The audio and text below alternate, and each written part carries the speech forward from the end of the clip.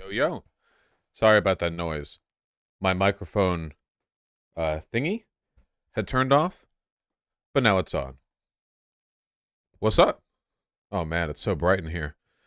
Hey, hey people. Show baby. Yeah, maybe we should. Maybe we should, huh? A little bit? A little bit? You're echoing? I won't for long, don't worry. Oh my god, she's screaming so loud. Wait, not she, it's he. Yeah. Sorry, I'm used to saying that about pigeon. The channel thing should say tire. Tie? Why does it say tie? I have to stop making these titles at 3 a.m. I'm going to complain about how sore my entire body is in a second, but first. Is he louder than Pigeon? No, he's too tiny to be louder. He is dumber than Pigeon. Vermin is currently wrangling him. I can hear it in the adjacent room.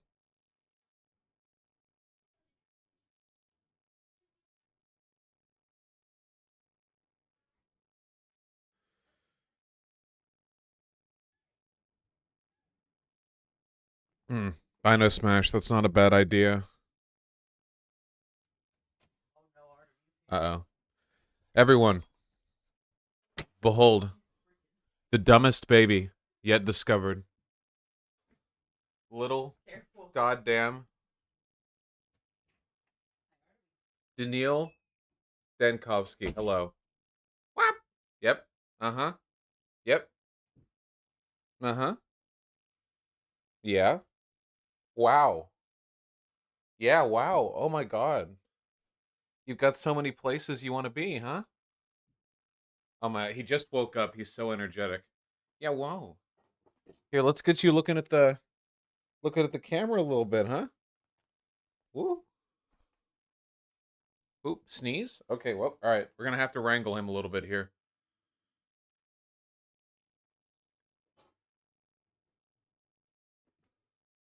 Woo. Wah. Yeah? Okay. Oh my god, he's so energetic. What his name? Daniil Dankovsky. You're so wiggly. He just woke up like 1 second ago. I could hear him screaming. Here, let's get you here. Here, hold on. Yeah? Here.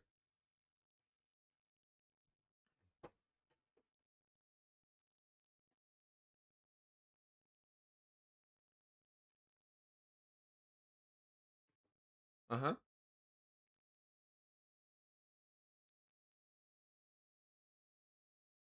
Look at this little guy. Ooh. Here. I feel like the camera focus is here.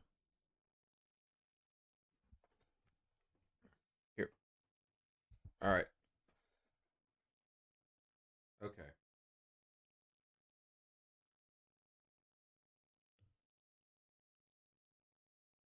Look that way. Good job.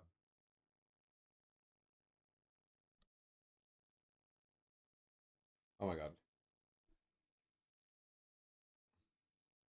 Okay.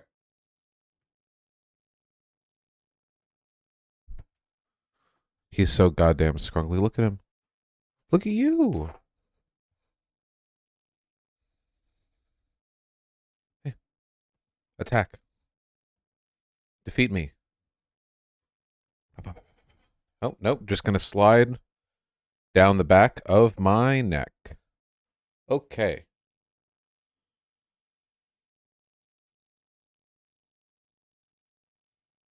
He's so soft. Oop, oop, oop, oop. Yeah. He looks very fluffy. Yeah, he feels really soft. He's actually really fun to pat. Yeah. Whoa. Okay. Yeah.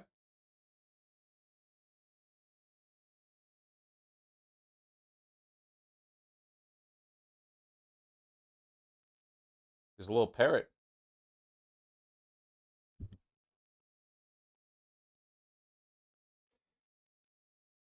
Why he grungly like that? Because he's a Devon Rex cat. He's also deaf, or at least partially.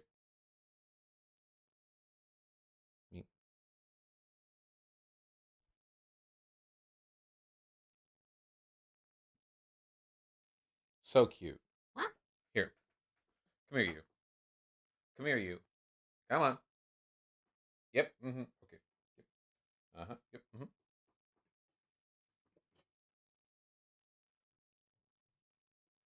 Yeah. Okay. Mm-hmm. Yep. Here, wait. Go there.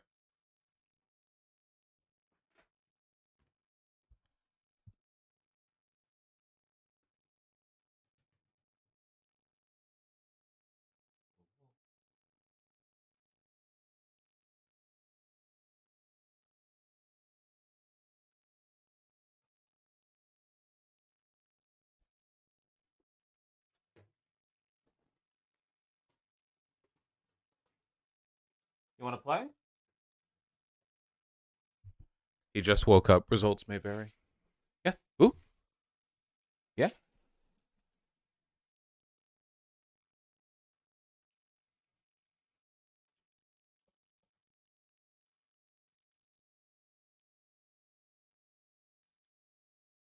What are you doing?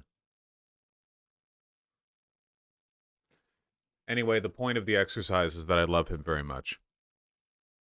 Where are you going?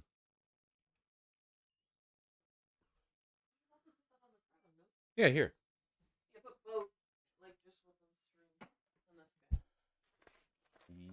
Yoink.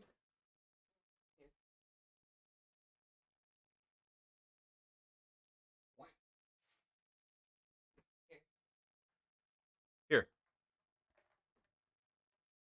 Yeah. Ooh, big stretch. Oh, there we go. You see it? Oh, yep, there we go.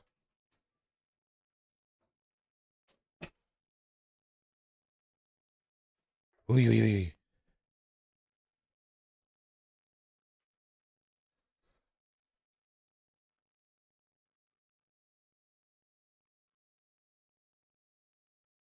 Go, go, go, go, go.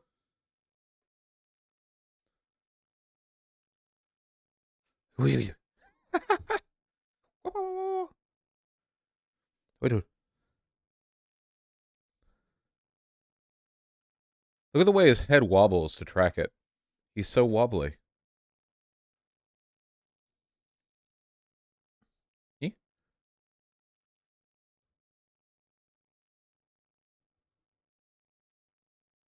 Go. Kill.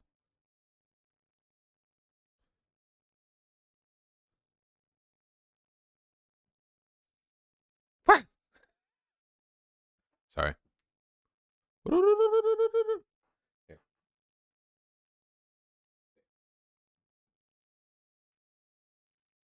Okay, so everyone say hi. No.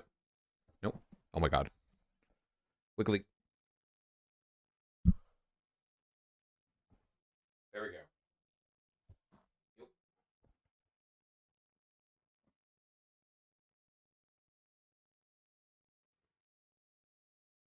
Yes.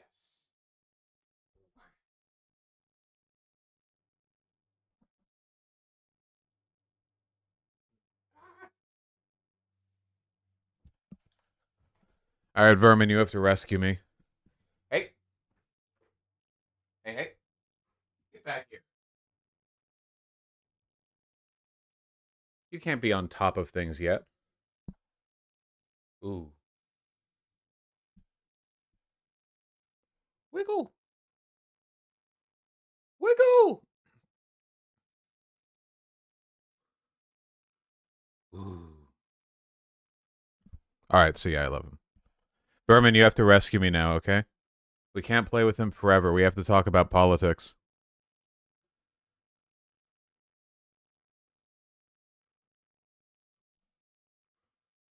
Oh my god. There we go. What are his politics? I don't know. We have to. We have to figure that out together, okay? Artemy's mad? Yeah, the cats are mad. Artemy and Pigeon are mad. He's outside growling. Here, can I give you? I can't concentrate on politics with this. Do you want him or the toys? Oh, give me them all. I can carry them all. I had to get Artemy out because he was sniffing his things and getting. Yep. Daniel, what are you doing? There you go. And there you go. Daniel. I'll bring him back later when he's sleeping. Yeah. Again. Here. Oh my god, he's so wiggly. Here, say goodbye. Say goodbye. Come here, buddy. Hey. Come here, buddy. Be free. Come here, stinky boy. Stinky. Nice. Woo.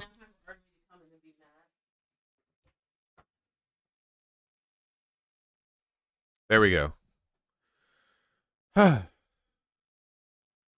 have Artemy and Pigeon reacted to him? Angrily. Artemy's warbling out there. Pigeon seems to be spooked by him, which is pathetic because he's 2 pounds and an idiot. Yeah, here's Artemy. Artemy, care to explain why you're a giant bitch? Nope. Nope. He ran out. He ran out because he didn't want to explain why he's a giant bitch. Anyway, Pigeon is terrified of a 2-pound brain-damaged deaf idiot. Literally. And Artemy's growling and whining. They'll get used to it. Yeah, cats always get upset when there's like a new cat. Artemy, why?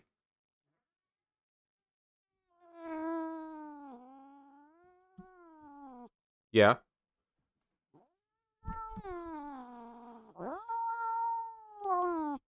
Yeah. Tell it all.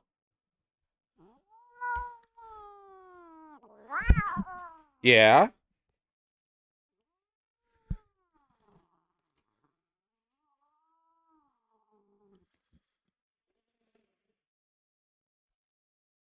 Yeah. Artemy. You want to wrestle, huh? Honestly. Honestly. Mad.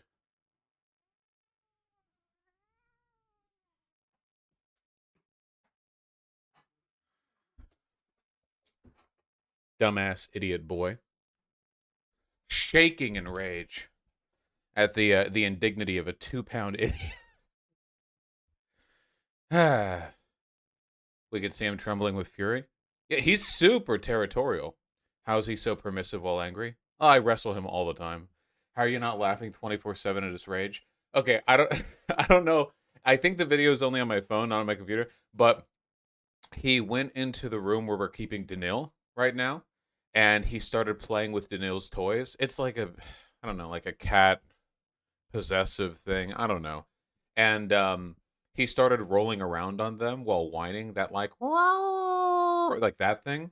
So I rubbed his belly like and he started warbling like it was the whammy bar on a on a guitar. Like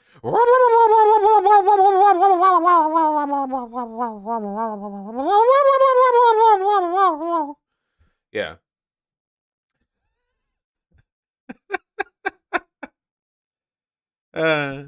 Was he the same when Pigeon arrived? Yes. He'll be fine. Post video now. I have to see if I could find it. He's so mad. Dumbass little baby. Like the lip blubber. Yeah, they're cats, you know, whatever. Beta behavior, honestly. True. That is true. How mad is Pigeon? Pigeon's mostly just scared, actually, I think. She's so dumb. Somebody in chat pointed out that I should probably delete the last VOD because the Project Veritas video got got taken down by YouTube, and YouTube tends to take down accounts that will cover stuff that gets considered TOS, which is super annoying, but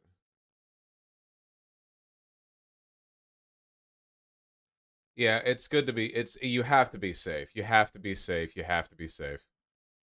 You have to be safe. No two ways about it. You can't edit it out. Do you trust YouTube?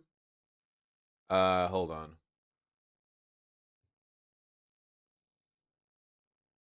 Live posts.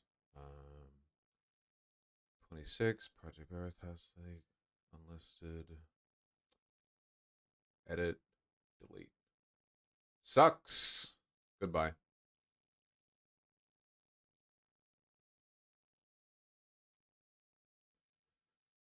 Oh, say, yeah, everyone salute.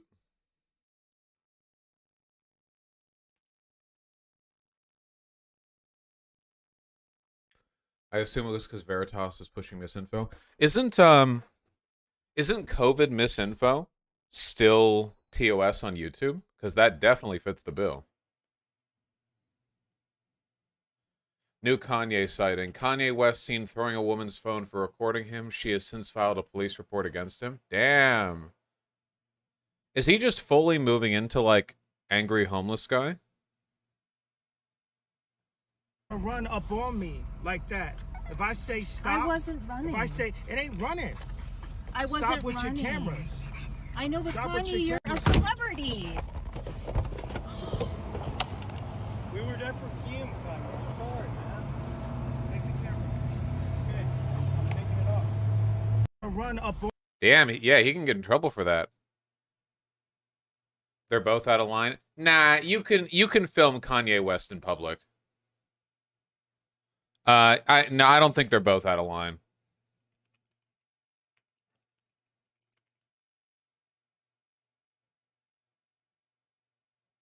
You're allowed.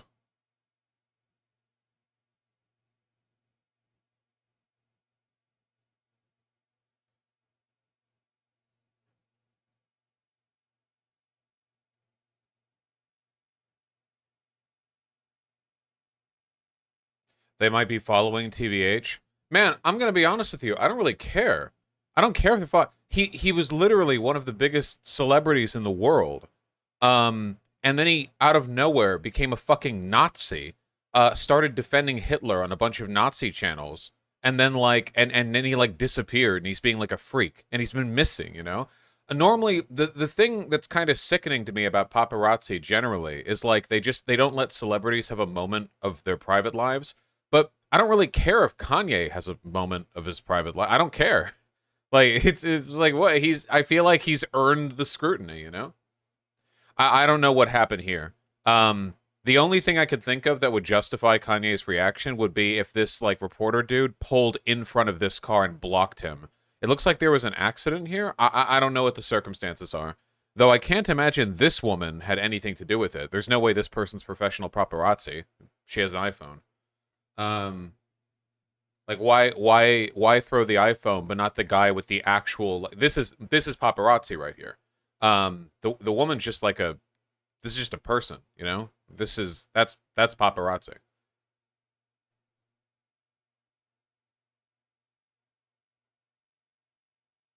No one man should have all that power. All right, we have that closed. I can't believe Artemy was hissing at the mic like that. Nah, the special mic in the car is too. What special mic? Special mic?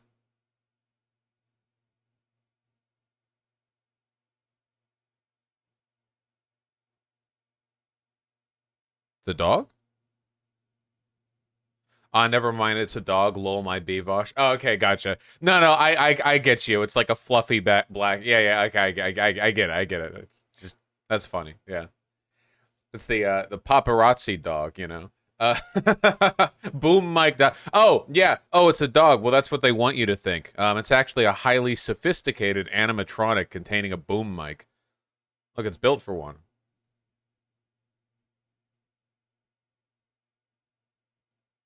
Wonder how Artemy's doing. I feel kind of bad, even though he was being a gigantic bitch. Does anyone remember if he walked that way towards the bathroom or if he walked out? I think he walked towards the bathroom. Let me go see him.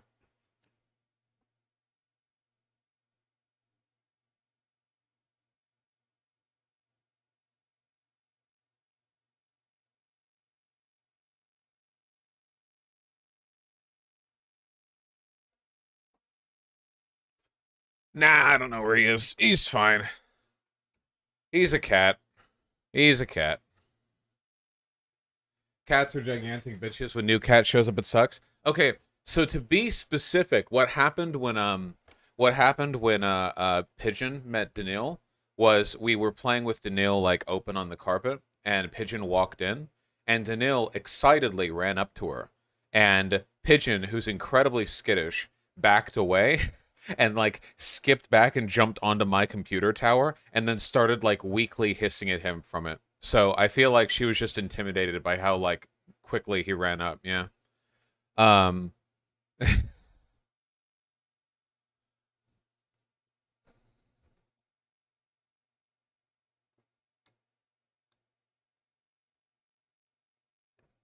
I gotta drink these quick. Mm. Paul Pelosi hammer attack video. Yeah, yeah. Hold on. She's got no fur, she has no protection. Yeah. Should we invade Canada? Probably. Um Warning graphic, here's body cam footage of Paul Pelosi attacked by David DePipi while the police failed to act. I don't have anything to like I don't have anything interesting to add to this. I feel like, first of all, I'm pretty sure I can't show this on YouTube. Um, Second of all, it's pretty awkward. And third of all, like the Paul DePipi thing, was pretty straightforward to begin with. If it wasn't, then the right wouldn't have wasted so much time pretending that he wasn't a right winger. Yeah, it's just a video confirming the only thing the video confirms, um, the only thing the video confirms is that like the play-by-play of situations you read about often comes across like quite strange. That's it, you know. But it's always like that.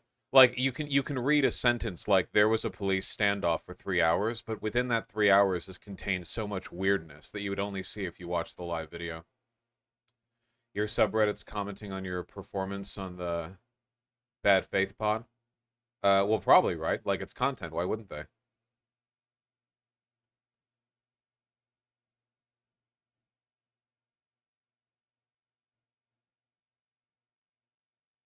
Uh-oh. I made the mistake of checking out my subreddit. They're always complaining about me there. Vosh's streams aren't boring because no debate. They're boring because it's boring content. Daniil is boring content? Daniil Dankovsky? I can't believe it. They're saying you were bad. My subreddit is always saying that I'm bad. It's not new. It's okay. I love them anyway.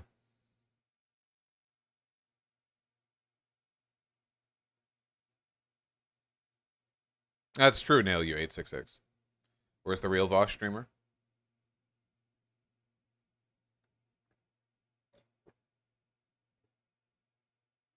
Mm, mm, mm.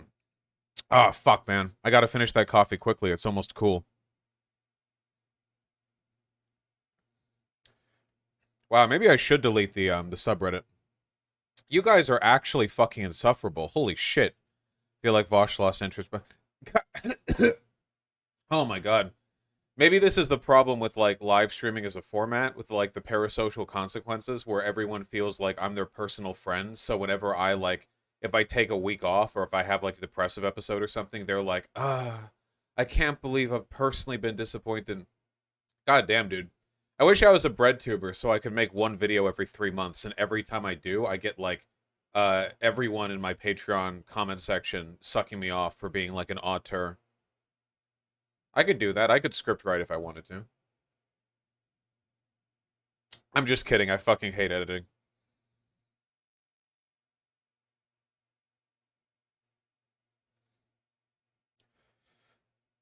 Over time, things have changed. My real critique here is his passion has changed. When he speaks on issues, he frequently points out he has no idea what to do and is just as lost as his audience. He frequently... Okay, I have talked plenty about how I think things are going to go down in this country and what I think you can do, okay? I'm limited significantly by a number of things, one of which being YouTube's content guidelines.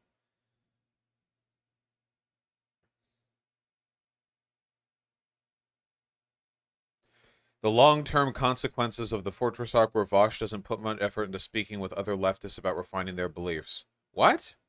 For a period in 2021, it seemed like his focus was on building a broad network of other leftist streamers and YouTube orbiters. No, no, no! I said we can't do that. Yeah.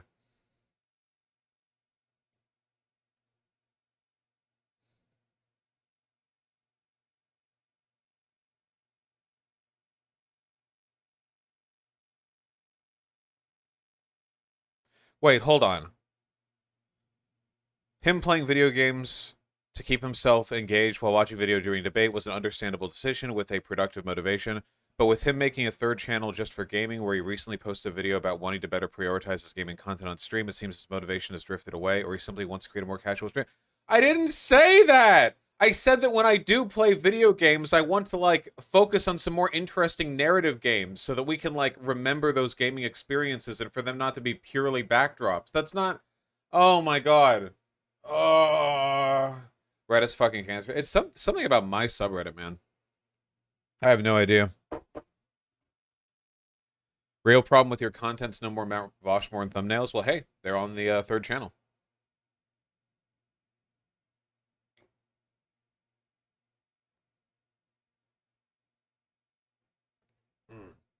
At least the critique was nice.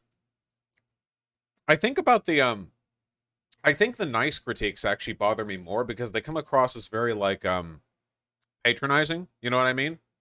I would rather them be like stupid and mean than like stupid and sort of condescendingly well-meaning. Not to say all criticisms of me are stupid or anything, just he's been on the men issues arc for a bit now. He even spoke with BJG about this very issue. Does this disprove my... No, I didn't. I went on Rising to talk about it. With BJG, she just wanted to talk about force the vote and abolishing the FBI. Does this disprove my point? I'd say not really, because broadly it seems these factors have coalesced into him caring less about this noble crusade of left-wing values. He did pretty poorly against BJG.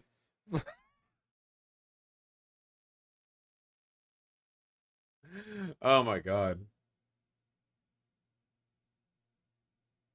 The noble crusade. No fourth cat? Yeah.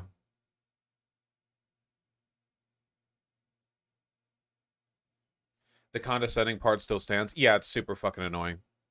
It's just, it's a little bit frustrating that I know for a fact that a lot of the people who criticize me have done, like, nothing with their lives and are 16-year-olds. They literally haven't even gotten a start, or, like, maybe they're 20-somethings who smoke a lot of weed and, like, don't contribute in any meaningful way to the systems they claim to care about. But then, since everything I do is public, I'm opened up to so much scrutiny that it's like, ah, well, I might not be doing anything, but I can go on the subreddit, and I can virtue signal my commitment to the cause by hyper criticizing people who do something. There should be a pin post telling their members to touch grass. That'd be a good idea.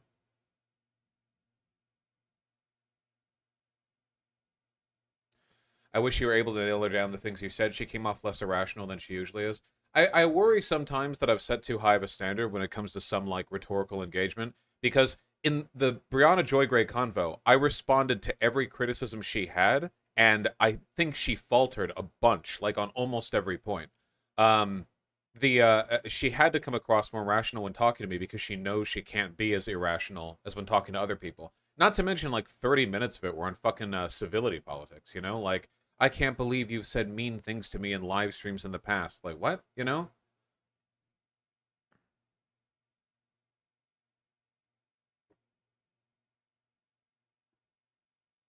Yes, Will.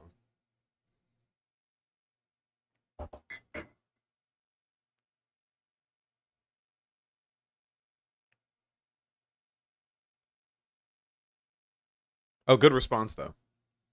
Leftist meme.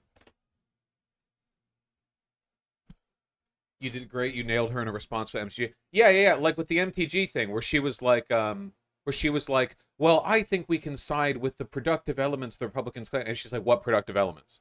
Like what? She's like, okay, well, they didn't have any productive elements, but we can still take that criticism and take it in a good direction by doing the exact same thing she wants. You want to abolish the FBI. That's exactly what she's saying.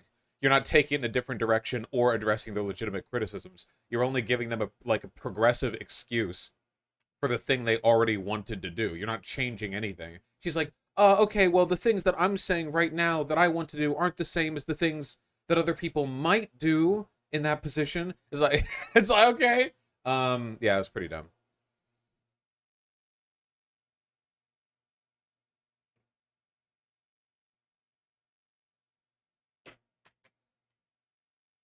I expected some degree of bad faith editing, Greet the Gamer.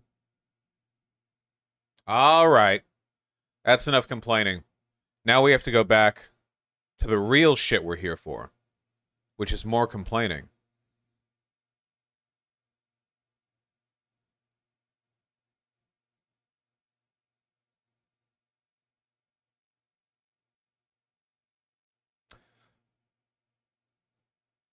Or invading Canada? True. Oh, did you see how angry people got at this?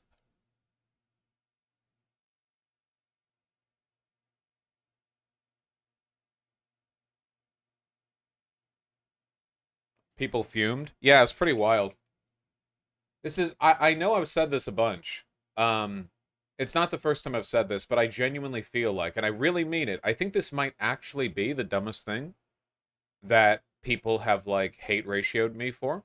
I genuinely think that. I think it might actually be, we might have actually peaked. There's nothing even remotely objectionable about it. The quote tweets are full of people telling me to kill myself. ContraPoints made the same point, no one got angry at her. ContraPoints made an identical point. Though, if you take a look at who's angry, it's overwhelmingly TERFs. It's like radfems. It's femcel shit. And those people are all hets. The overwhelming majority of radfems are heterosexual. Because if they weren't, then they wouldn't bother. So I was kind of hit the nail on the head there.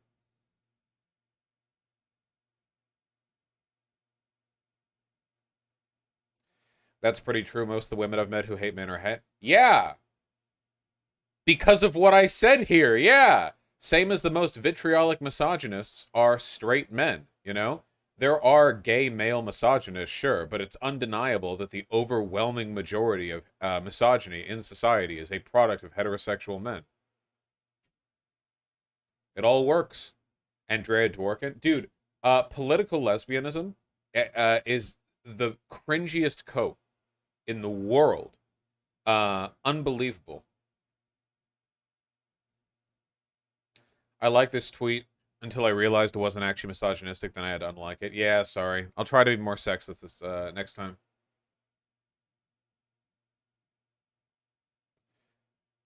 Is that just because there were more heterosexual men? No, it's because the systems that encourage like misogyny or misandry, the systems that encourage men or women to dislike each other, these are usually framed through romantic or sexual interactions. They're heightened by the expectation that a person engage with those systems or find a partner or whatever. Damn dog, people were so goddamn mad.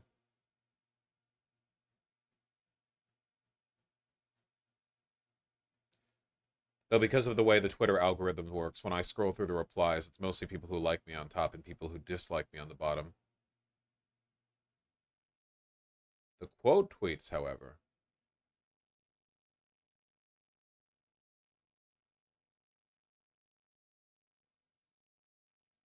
I'm gonna throw up. How do people genuinely still watch this man? It's not even like Hassan, where his misogyny and bigotry in general comes accidentally or from being a cishet white man. Vosh is genuinely incredibly misogynistic and a creep in general, if not a borderline racist too. It's a quote tweet to lesbians squish their boobies together, and het women tend to hate men more. Gonna be real with y'all. If you still genuinely support this weirdo after seeing his incredibly cringe misogynistic tweets lately, you might as well unfollow and distance yourself from me. Kill yourself, even. We're fundamentally different. Die. You need to have all your devices taken away and locked in a padded room in a straitjacket. This is one of the grossest things you've ever said. I genuinely don't get it. I don't understand what, like, level of mental illness we're operating on with this one. One of the grossest things you've ever said. The funny thing is that what I'm actually doing here is rebuking the bitter lesbian trope. a long-standing chauvinistic belief is that lesbian women are only lesbian because they're bitter and don't like men, so they're lesbian as a kind of like cope or fallback mechanism. And I'm arguing it's the opposite, actually. Real man hate comes from people who interact with men more, or at least have an expectation to interact with men more. And lesbians tend not to think about men as much, because they're with women, usually. I don't know. I don't know. Oh, somebody asked what I was responding to, by the way, and it was this. Dreamleaf said, "You know this bitch is a BF or something. Men are hateful, porn-sick, degenerate barbarians who commit 98% of all violent crimes. They don't deserve to be coddled or kissed in the head or whatever this vile garbage expects of women. They are not lost puppies." And this person is indeed heterosexual. This is like the gender equivalent of the like black separatist, all white men are disgusting GF and stoner white boy BF union, It's a hard-hitting combo that we've seen many times before. Oh, they're pulling out the classic. Oh my God, is that a person who hates Group X with a partner from Group X? Oh my God. What a classic combo right there. The old 1-2. Bringing it out. Where do bi-pan lesbians fit into this or similar? I don't care. And also, dumb terms. I don't give a fuck what people identify as if they want to say bi-lesbian or whatever. But the only reason that people say bi-lesbian is because they want to fuck and kiss men, but they think the idea of being labeled as someone who might be attracted to men is gross, so they go with bi-lesbian. That's it. They like the idea of lesbian as an identifier because they think men are icky, but they love getting railed by guys. So bi-lesbian it is. Every time I see this, that term used, it's like, how do I be bi, but culturally signify that I'm actually in this camp. I guess it's not really that big of an issue. It's not at all. It's not even an issue at all. It's actually the least important thing I've ever talked about. And I'm rooting for them.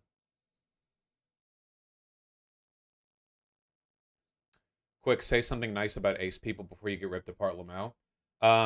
Sure.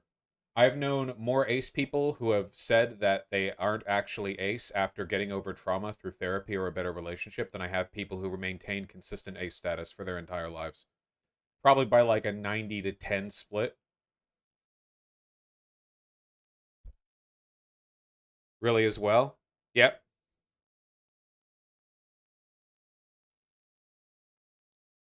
Feel like I might be dumb, but your mic settings might be off. They shouldn't be. Your mic sounds like it's twisted. Why? Oh my God. That's because it is. What rotated the microphone like that? It was Artemy? It must have been Artemy. Yeah. What is ace? Ace doesn't mean anything, okay? I'm going to be honest with you. Ace doesn't mean anything. I've seen people say ace to mean total disinterest in sex, or sex repulsed. I've seen people say ace to mean they enjoy sex, but they don't seek it out, or they have no libido. I've seen ace mean they have a libido, but only with like a small number of people they specifically care about, which I thought was closer to demisexual. I've seen people say ace to mean like it was just a vibes thing. It is by far the most like abstracted, meaningless. I've never heard a person say they were ace and learned anything about them. I have no idea what they mean. It doesn't matter. None of this actually matters. But holy shit, that term gets abstracted into the fucking universe.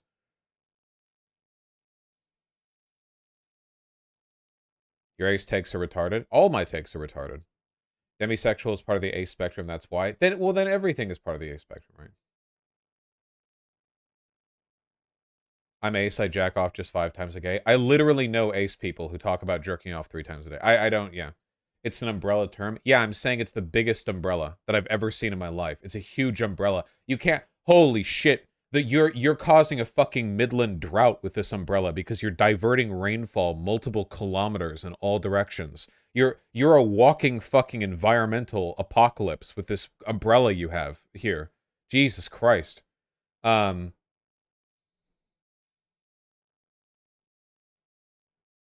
You can have a high libido and still be asexual. I'm aware. You can be anything and be asexual. Yeah, you can. It's true. Yeah, you can. No behavior or tendency or beliefs precludes you from being asexual. Allo, it means the opposite of ace. I don't know what that means either.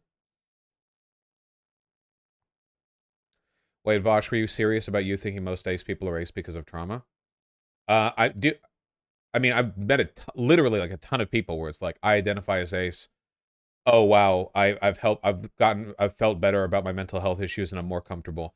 I wonder, can you reasonably say ace if what you're actually saying is like you're too traumatized to have a relationship or sexual interactions right now? Would a person like could you say that a het guy is no longer heterosexual because he has like a fear of women that makes him not want to have sex with them? Would that be like, oh, well, because you have a like a psychological aversion to that group, you're no longer heterosexual? I don't think anyone's ever said that, so I don't really know. I wonder if there are a bunch of behaviors that fall under the ACE umbrella that are actually just like things you should fix about yourself, like social anxiety or trauma, that are ending up getting like pseudo-medicalized and then kind of like legitimized with the like officious sounding term. I don't know.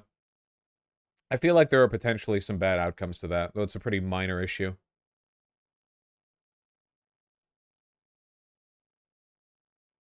Now this is getting biggity. Well, people in chat are like nervously sweating right now, but nobody's providing a counter argument because you can't. So that's okay. Don't worry.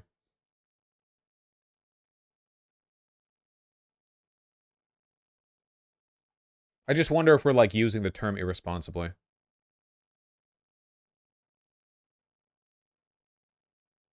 My counter argument is stop. Damn, that's convincing. Like you're saying completely true things. Yeah, it makes me wonder if like is this actually an issue? You can usually tell from the response people have to like a quote unquote hot take, like how much actually is this like a sensitive issue. I wonder if like it's not like there's anything morally wrong with being traumatized or having like emotional issues. That's like everyone basically, pretty much all people to some extent. I just wonder if like the terminology used to refer to that, like it probably does a lot to it probably does a lot to inform like what your behavior actually is. And since nobody would call somebody not heterosexual because they had a fear of women, I don't know how much the term ace makes sense if it's a fear of sex, but something that is a product of trauma rather than like an actual underlying sexual interest. I have no idea. Do you think there are like ace cells or whatever, where there's like a smaller community of ace people who are upset because they feel like the term is being misused or they feel like it's being done too ambiguously? Not sure. But it's not always the product of trauma, right? No. It's just like such a huge umbrella. Like I don't actually know what we're referring to. Wait, hold on.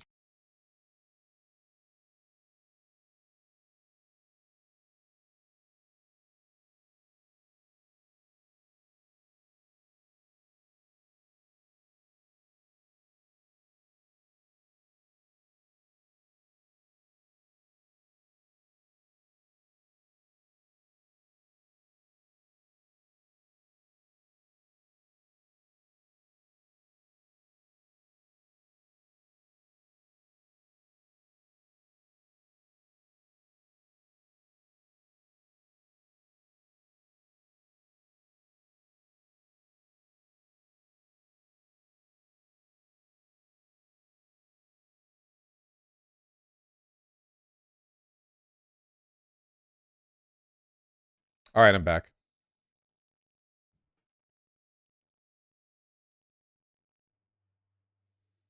A lot of it is because the concept of sexuality is so broad and fluid and makes 15,000 branches label certain things.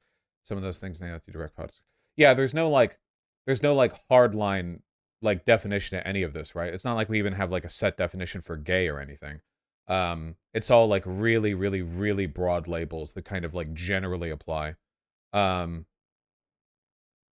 so you agree the term exists but has been co-opted by other terms? No, co-opted means co-opted refers to like a deliberate effort to shift the definition of a term. I'm not talking about that at all. I just mean it I wonder if like this is like a Foucault thing, right? In the same way that like labeling certain types of personalities as autistic, it medicalizes them in a way that differentiates and legitimizes the distinctions identified, sort of like it delineates boundaries rather than a spectrum. I wonder if the same thing could be reasonably said about like the reasons why a person might call themselves ace, or like what that means, or how they like internally refer to that. I'm not entirely sure.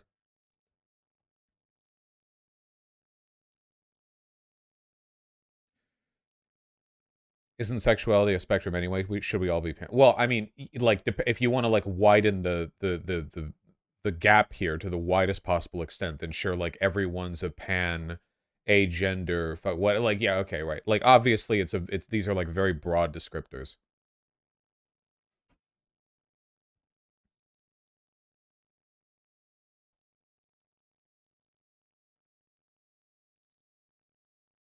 Do you mean that sexual trauma / complicated relationships with sexuality might be conflated with just being ace?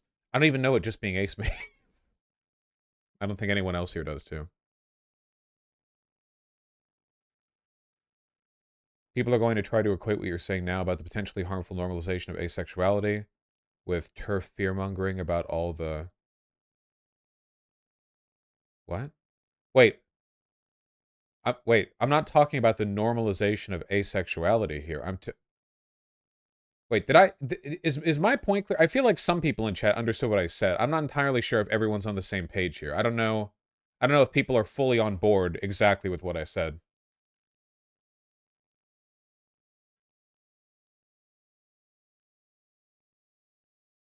%40 of chat is mad. Yeah, I don't even know.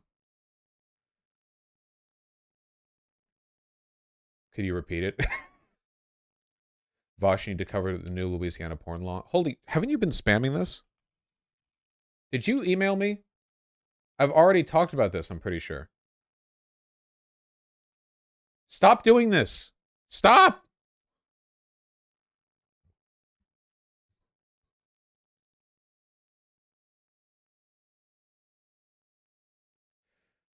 The chatter asked you to say something nice. You responded with, it's nonsense, and everyone who it is probably traumatized. No, I didn't say that. Listen, if we're talking lived experiences, then it is a fact of the matter that that like a ton of people who I've seen or heard describe themselves as ace have some kind of like trauma-based like relationship with their sexuality. I think most people do to an extent. It's just like I don't know where the lines are, for the same reason that I don't know if you could fairly call somebody not heterosexual if they're like afraid of women but otherwise heterosexual. I don't know if like the terms are different. The fact that asexual and heterosexual have the same like sexual what's the opposite of prefix, suffix, would suggest that there are like similar criteria, you know, like etymologically for what you would consider a person to be to fit in those categories. But yeah, I don't really know.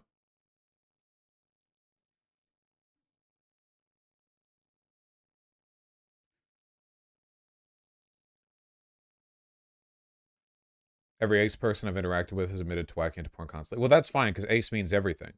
So it's fine. Like that doesn't disclude anything.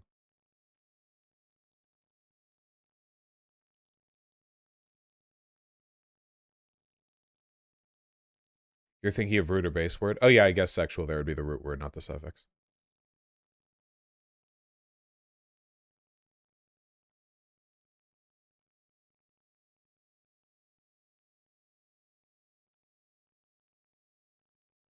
Don't you identify as gay? Goddamn right. As a trauma ace, can I come... No! Jesus Christ!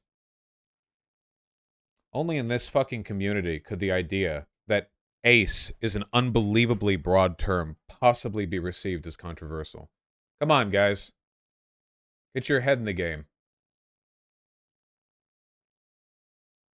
I don't understand the confusion. It's when you aren't attracted to others sexually. Ah, but have you met an ace person? A lot of them are. Like, all the time.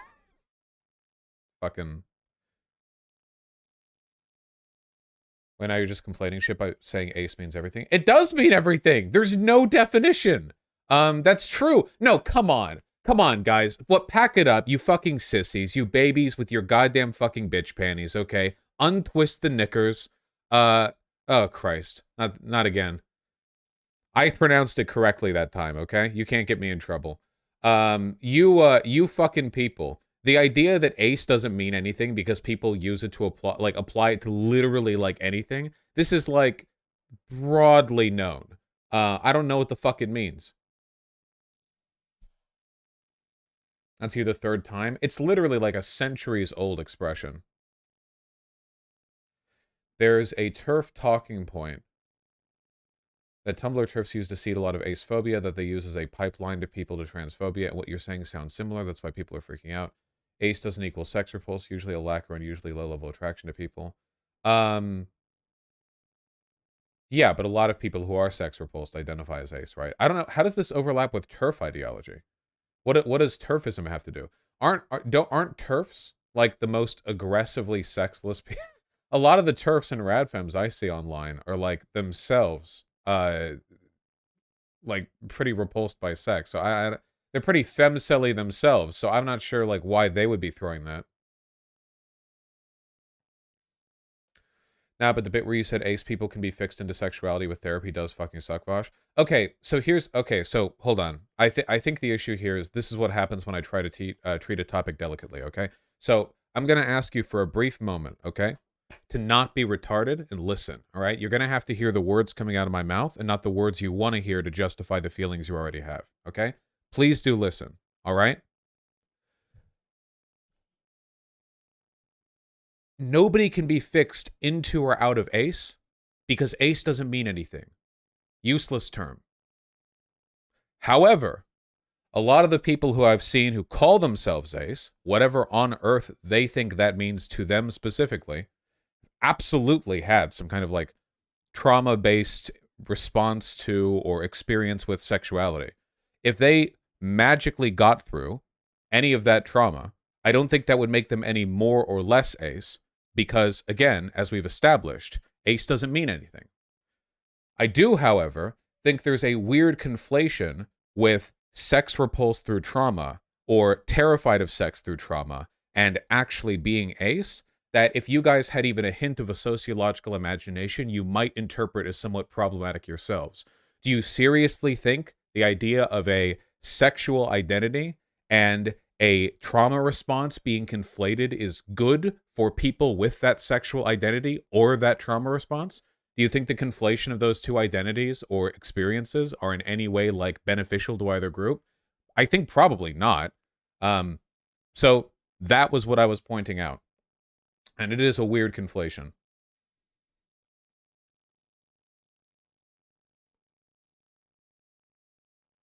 Vosh, I'm ace and have not experienced any sex-related trauma, so you're telling me that I'm wrong when I say that I don't experience sexual attraction. What did I say about not being retarded, celery person? What did I say? At what point exactly did I say that no people don't experience sexual attraction? Can you find a point in this stream? Can you go timestamp it? Can you clip it? Did I even imply it? Come on. Come on, guys. We're over this, aren't we? Haven't we grown past this as a community? This just sucks coming from you. I'm genuinely surprised by how ignorant you sound. Damn. Well, that's an effective counter-argument.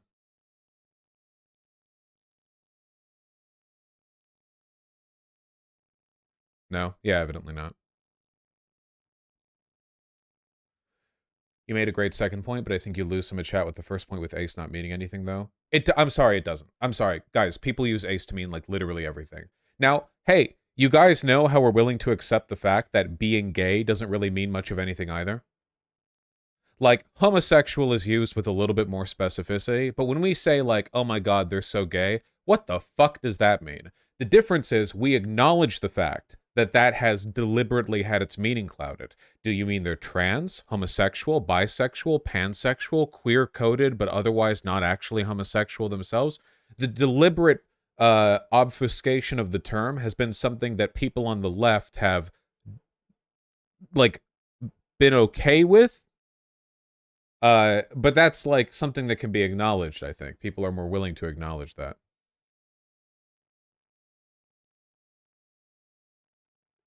I thought ace just meant people who don't experience sexual attraction. Well, there are plenty of ace people who do.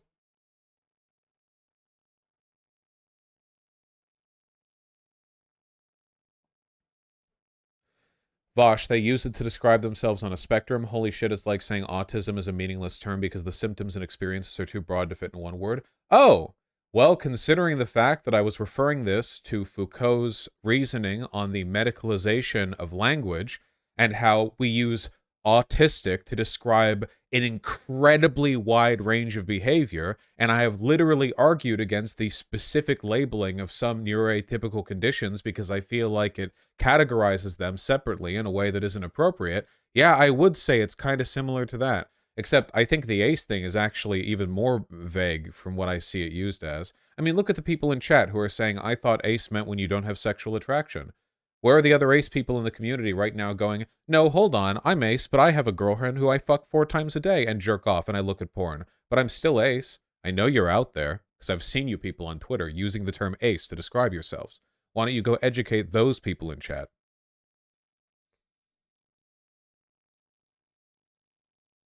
No ace person is like that? Really? They're not ace then? Oh, we're gatekeeping now, are we? No, see, right now, there are literally people who I'm oomphies with on Twitter who would get angry with some of the people in chat who are right now gatekeeping their identity as ace. You, wherever you're drawing the line, I promise you, people, I have seen people not agree with that.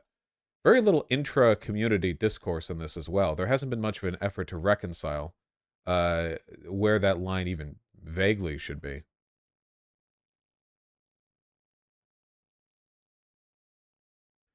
I agree with Vosh that gatekeeping is bullshit. I actually love gatekeeping, personally. So what do those people say makes them ace? I don't know. Who am I to challenge their identity? Either I gatekeep them and say they're not ace. Good luck with that, by the way. Fun time, great. I'd love to get into that battle, thank you. Or I just say that ace doesn't mean anything.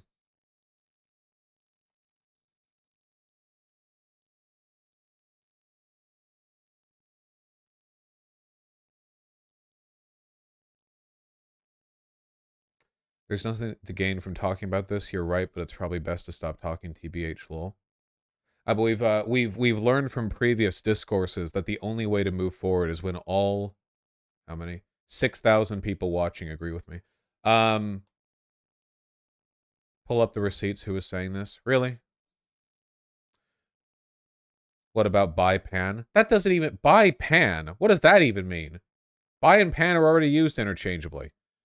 The Vosh shut the fuck up bark. You know, you'd think after this having happened so many times, people would realize that the absolute worst way to get me to change the topic on any subject is to pepper my chat with people who seem offended by what I'm saying and are saying I'm wrong, but aren't actually explaining why I'm wrong. So they're just going like, Vosh L, Vosh L. When I know that if I pulled you guys on stream and asked you 3 clarifying questions, you would piss yourself and then agree with everything I have to say. You think I haven't done this before? This happens every time. Every time. I would not? No, you're right. You would never have the stones to come on stream. Maybe you would. I'm not asking you to. That'd be a very petty conversation. But if you would, you can boast about it in chat. The bravado. So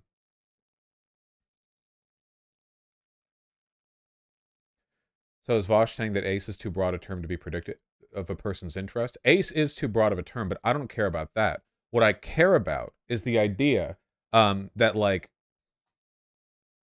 okay, how do I... Oh my god. Do we need to draw a chart? Okay, let me think of the best way to construct this. Let me assemble this in my head like a Lincoln log cabin. All right, I'm thinking right now.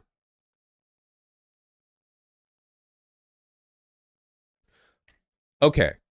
Sexuality is complicated, no? You know, the idea that trauma only affects the sexuality of queer people is a widespread reactionary talking point, and it's not true. For example, our experiences with the cultures of some pre-Spanish colonial contact would suggest that other societies, especially pre-colonial societies, had much broader attitudes towards, say, bisexuality than ours. You know, not always, but sometimes. It varies. It varies around the world today.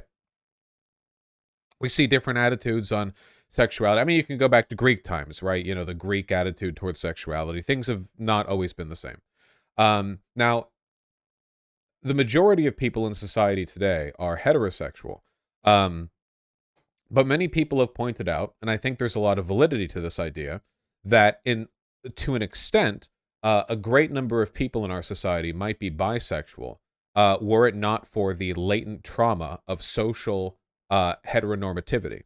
That there are a lot of guys out there who are straight, but they might have been bi if they didn't grow up in a culture that constantly demonized, made fun of, and made to look disgusting, like homosexuality. So it's possible that a lot of heterosexual people are, in a way, kind of traumatized into their sexual identity.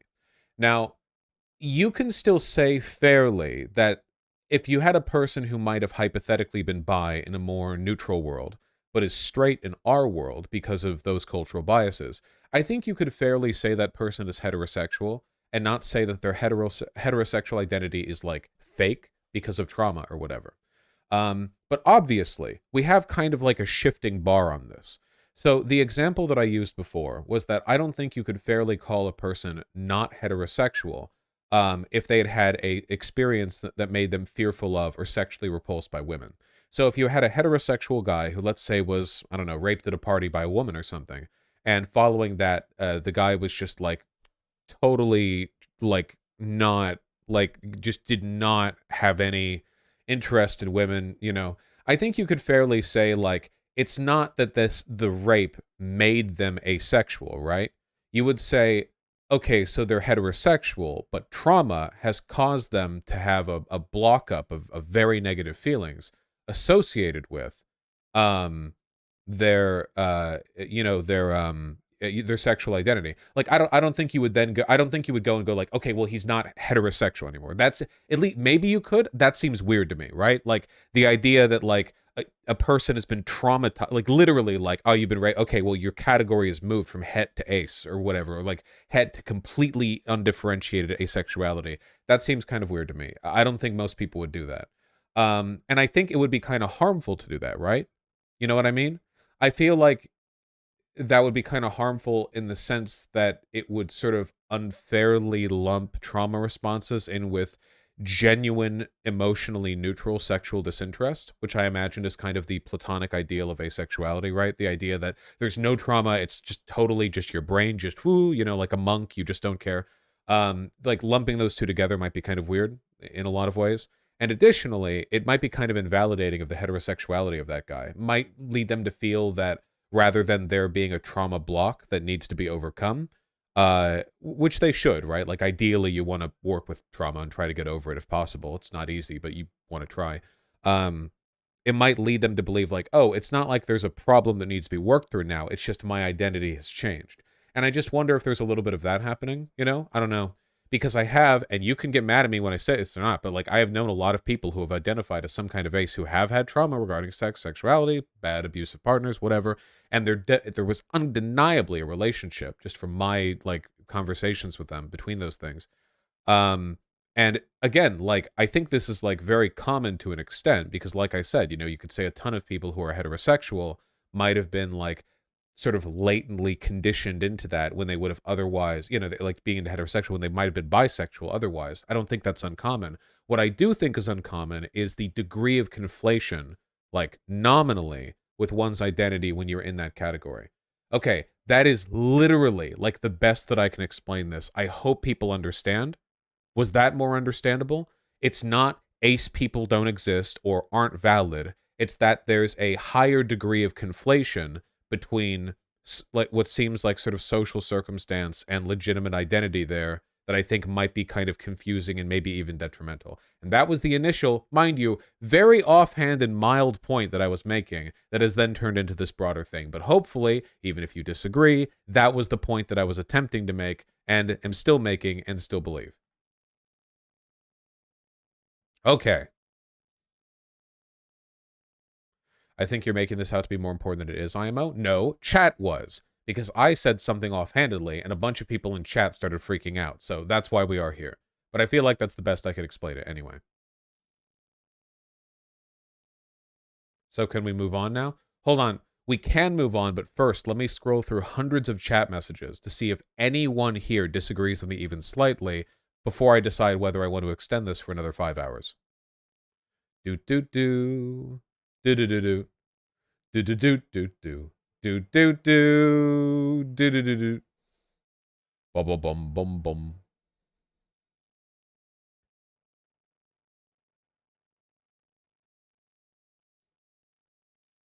I'm kidding. I scrolled over them. We're fine.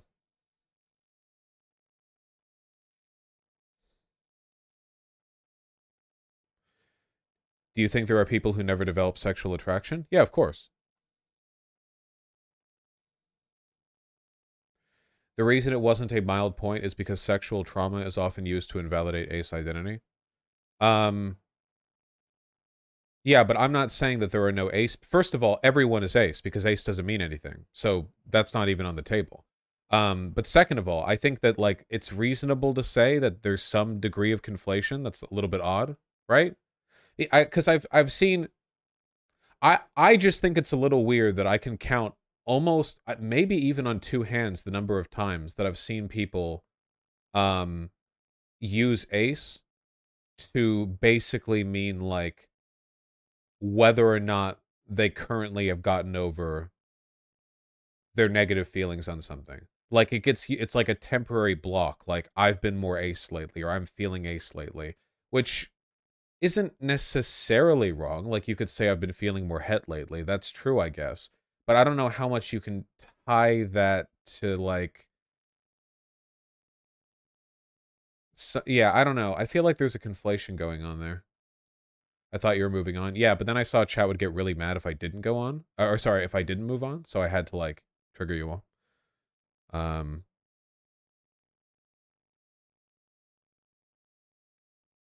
I get what you're saying, like how some initially heterosexual men can become ace when pornography desensitized them to the real human body, mobster fucking porn. Or like I guess like neats or whatever who lose all interest in actually pursuing other relationships because they get so like lethargic in consuming porn and not going outside or whatever. You couldn't like I don't know if you could like yeah, I'm not really sure.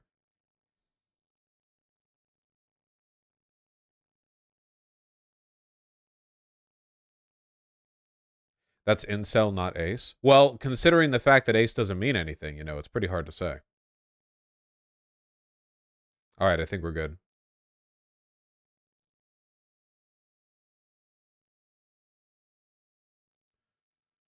Are ace people just incels? Absolutely not. Ace people are having a lot of sex. Close this. Close that. Did you hear Crowder admitted to being bisexual? I think that's been known for a while. Bosch, every given group can have sexual trauma. Asserting there's more than usual in the ace community specifically is very often used by bigots against ace folks. Yeah, and the fact that there are a lot of autists in the trans girl community is often used against trans girls, but that doesn't mean there aren't a lot of autists in the trans girl community. The fact that it's used against them doesn't mean that there's no point to be made. It just might be that point's being weaponized. And trans men. Are trans men as autistic as trans women? Probably, yeah.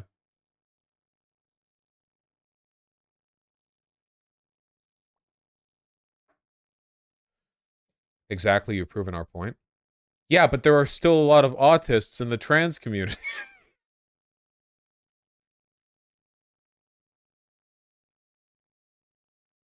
What's the difference between this take and TERF saying trans men transition because they're traumatized about being women in a patriarchal society? Everything, because there's no relation there's no connection at all to the things being said here at all. People, I don't know. If people understand. That's all that can really be said.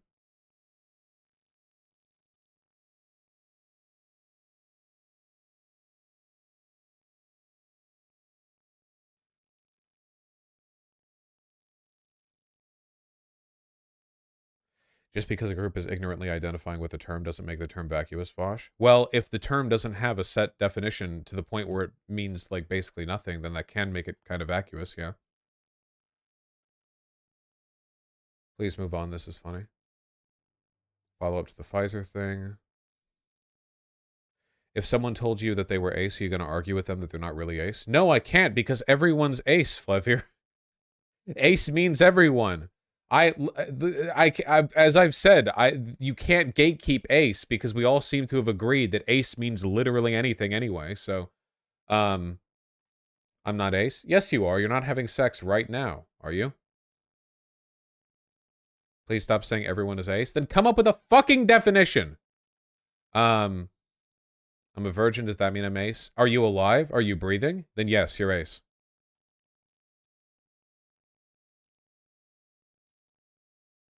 I'm not Google. Yeah. Oh, yeah. Good luck finding. Hold on. Asexual definition. See, anyone gets invalidated by that. Experiencing no sexual feelings or desire, not feeling sexual attraction to anyone. I bet you if we use that definition of ace, the number of ace people in this community just dropped to about 1/10 of what it was before, huh? Yeah, find me any definition that any group of ace people can agree with, or even, like, tentatively agree with. No sexual feelings or desires? Mm-hmm. All right. Oof, I disagree with that. Yeah, I bet. All right, we're moving on now. We're moving on. We're moving on. For the benefit of all the ace people in this community, a.k.a. this community, we're moving on.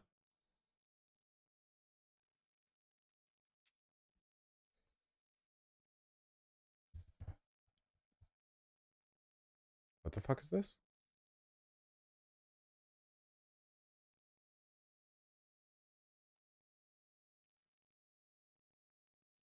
This real life? Hey there. Is this seat taken? You work for Pfizer. Wait, hold on. This just got YouTube struck. Skip the 5 minutes. Ask you about this video, please. You can tell them about how he's lying to impress Here, just was it true what you said? What is this? Wait, what? No, you cannot just leave. Do you want me to I leave? want the police to come here and see all of you people. Because this is insane. Can I ask you about this is video, insane. please? You can tell them about how he's lying to impress Here, just was it true what you said? What is this? No. I literally was on a third date with a guy, and like normal men, you lie to impress a date. Mutating viruses? Do you not work for Pfizer? This guy, I thought he was a date. Sir, do you not work for Pfizer? Do you work Why for? is a contractor? What the fuck are you? This is the fakest. Can they seriously not find a better actor here? Oh, I was joking. All when I exposed the deep state, I was joking. I thought I was trying to impress a guy. I was trying to impress this guy on a date.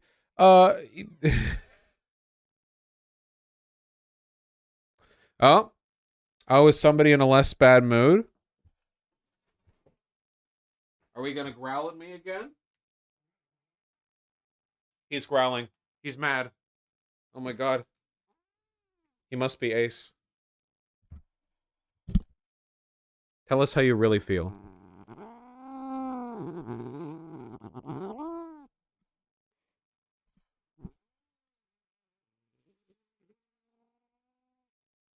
Really? All right. Gonna be a grump all day?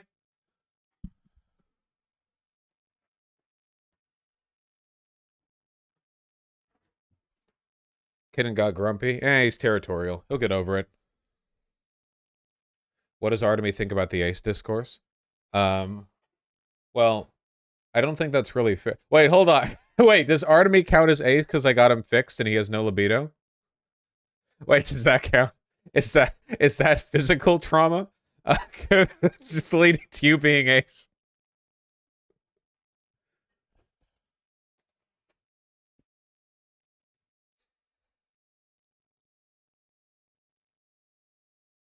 Artemy is unironically ace? Damn. He's so mad. I feel bad. Hold on. 1 second.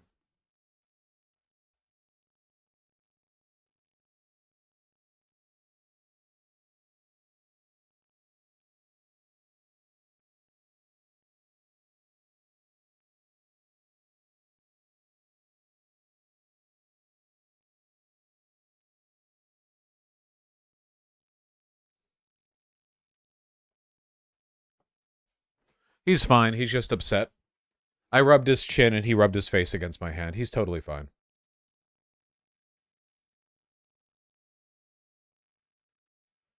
I mean, that actually counts, though, because it changes his brain chemistry. Why can't we all get along? The only really bad thing about the discussion is how 5% of chat are calling ace people incels. Okay, guys. Okay, this is the last thing that I'm saying. I'm doing this for the acist in the community, okay? We're all ace, all right? But I'm doing this for the acist people, okay? Are you guys ready? Okay? Are you guys ready? Okay. Here's why you should take ace issues seriously, which I always have. I mean that unironically. I've always spoken up and said that ace people get a lot of social discrimination. I've always talked about this. That's never changed, and it's not now, okay? You stupid fuck. Okay, so here's the thing, okay? If we believe... So here's the thing, okay? Sexuality in this respect is like a spectrum from ace to allosexual, okay? There is no definite line, all right? There's no like hard like divider where you go from one to another. The more you go in one direction, the more ace you are, and the more you go in the other direction, the more allo you are. This is just like, yeah, allosexual, that's the term, yes. This is this isn't gender ideology. This isn't complicated. This is a very, very, very basic just think of it like, you know how transgender and cisgender are like partner terms? It's a spectrum. Like ace and allo, trans and cis, across and on the same side of. Here, it's a spectrum. Stop, please. Shut the fuck up and listen. Nah, it's not a straight line. Damn. Well, you know what is a straight line? The path you're taking directly to hell, you stupid piece of shit. I'm not going to ban you. Fucking listen, okay? So oftentimes people will be like, damn, bro, I'm feeling so ace this week because, like, they busted a nut in 8 pussies last week, but this week they only want, like, 2 because they're over here or whatever. It's like, damn, bro, I'm feeling so ace today. I haven't even fucking fertilized 8 wombs in the past 6 minutes, okay? But that's because people are stupid and nothing means anything, all right? However, there is something worthwhile here, okay? See, the more you go in either of these directions, the more issues you're going to have, albeit to very different extents. Sometimes people will be sex addicts, and in some cases it's because they're so allosexual that they like they have like a socially destructive addiction to sexual engagements, like hypersexuality, or like I don't know if nymphomania is like an actually accepted term, but like this can get people into trouble. It's not even like a rape or lack of consent thing always. Sometimes it's just like they're literally too horny to function. It's a real thing. Their balls explode if they can't bust, okay? But here's why I want to talk about this, all right? If we're assuming a basic normal distribution on the spectrum where most people are kind of like here or whatever, the further you get into this territory, into being ace, like there are some real social issues back here, okay? There's some like actual shit. You guys don't understand how much of the stuff that we have built around us, like how many social norms and values are oriented around the expectation that everybody wants to have a family and everybody wants to have a traditional sexual relationship. If you're asexual, if you're less interested in sex or less sexually attracted than other people, or if you're really ace, sometimes you're actually like just like actively disinterested in sex, you know. There are a lot of people who are ace, like maybe in this box, I guess, who are they're not like actively horny, like they don't like wake up like horny or whatever, but having sex still physically feels good, right? This is actually pretty common where like where you'll have a person who's ace and they don't like want to go seeking out sex, you know, but they enjoy it when they're on it. Like I don't seek out bowling or whatever, but if I go bowling, I have fun bowling. Like I don't wake up in the morning and think like, damn, gotta fucking knock some pins down today. But if I've got some friends and they're like, yeah, we're gonna go bowling, and I join them bowling, I'll have a good time bowling, right? It's still fun. So there are a lot of people like in this category, kind of. There are people who just kind of have like lessened attraction to an extent. You know, it's a broad thing. There are people who just are flat out not interested in having sex. The issue is that a bunch of the stuff we've built our society around kind of expects everyone to at least be interested in a relationship. So obvious stuff being like child rearing and marriage and tax benefits and the ability to afford a home. If you're a woman, up until the 1970s, you couldn't even open your own credit account, meaning that unless you were able to secure a man, and good luck securing your average guy if you're a woman who does not want to have sex, that you wouldn't be able to get your own like credit account. You're financially like completely dependent. There's a lot of social like discrimination that goes on towards people who are farther along on this side of things, to both men and women. You know, like men who are asexual can often get a lot of the same flack that men who are gay can, which is like, oh, you don't want to go after that woman, you pussy, you beta, blah, blah. And a lot of women get, like, literally for millennia, like, oh, you're 19 years old and you haven't been wedded yet? Wow, you're like a dried up old crone, like bullshit like that. There's actual, like, stuff to talk about here. I stand by my, like, nominative conflation issues, but it is important to, like, treat asexuality as, like, a legitimate sort of, like, framework along which people get treated poorly. Okay? Does everyone get that? Are we good?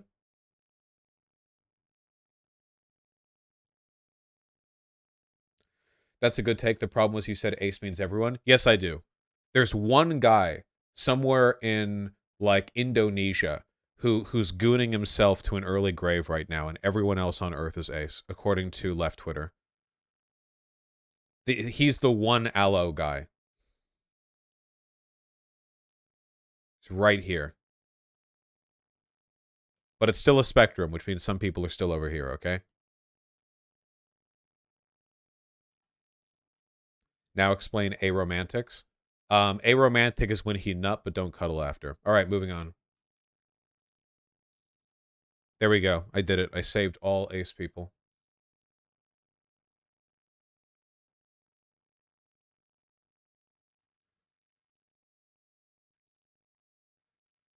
I think you're unironically too horny to understand why you're wrong and mega egotistically retarded. Wait, what did I just say that was wrong? Wait, what? Even after that?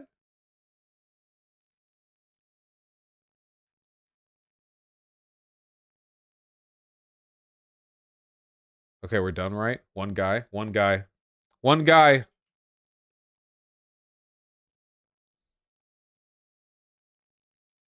So I have to ask you about Canada and what we saw happen there last winter, the trucker protests, and then the crackdown by the authoritarian government of Canada. What struck you about that? I thought you were going to ask me whether Trudeau is Castro's son, or Well, he very much obviously is, and I'm completely in favor of a Bay of Pigs operation to liberate that country. I mean, why should we stand back and let our biggest trading partner, the country with which we share the longest border, and actually, I could just say a great country. I love Canada. I've always loved Canada because of its natural beauty. Why should we let it become Cuba? Like, why don't we liberate it? We're spending all this money to liberate Ukraine from the... True. Why should we let it become Cuba? Okay? Canada has had its Batista reign. It's time to give them their fucking Castro. It's time. Russians. Why are we not sending an armed force north to liberate Canada from Trudeau? And I mean it. Well, I don't know. But you don't have to answer. Yeah, I don't know that I'm there yet with you. I'm just talking myself into a frenzy here. I was pleasant. I wish this guy... I don't know who this guy is. Obviously, Tucker Carlson doesn't have people he disagrees with on anymore. I wish you could just... I wonder how he would react. You just, like... That is unironically the most retarded shit I've ever heard in my life. Or was that a joke? Are you serious right now? Anything like that. The laughing is all fake. Last time this happened, we burned down your White House. No, was I misled in history class? Okay, buddy. That was a long time ago. I wouldn't count on you getting lucky twice. That was like, what, 40 years after our founding? Canada Armed Forces budget. Defense spending, $23 billion? Jesus Christ. We could take you on with a fucking state guard, dude. All right. 23 billion. 1/10 of, like, Bezos worth. Pocket change. My God. Yeah. You've just got a bunch of Mounties up there. You like cross over the Canadian border, that big forest they flattened with the little border line or whatever. You got a bunch of Mounties like, on their moose, their meese. Canada doesn't even have nukes. Really? Is that true? Oh, wow, it doesn't. Does not have nuclear, chemical, or biological weapons or relevant delivery systems. So you don't even have, like, non-nuclear ICBMs. Wow. We denuclearized? Well, that's going to be a fucking mistake. Oh, but you're going to pay for that one, buddy.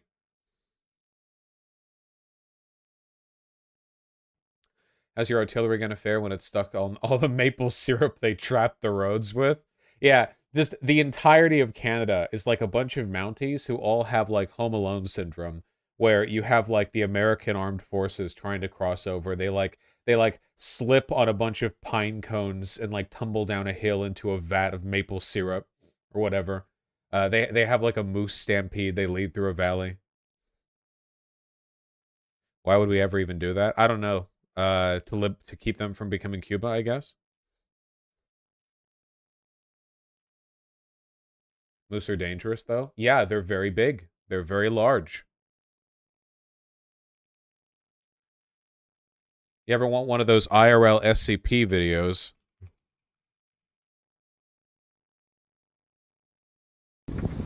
Look at this big fella here. They're so big.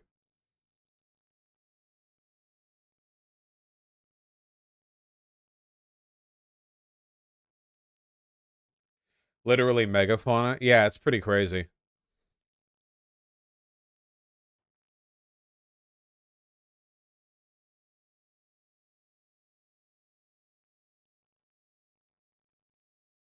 Can you believe Mounties ride these beasts? Yeah. They use them as weapons, too. You know, like the strongest high-ranking Mounties will grab them by their horns and sort of swing them and throw them. Moose running through the snow?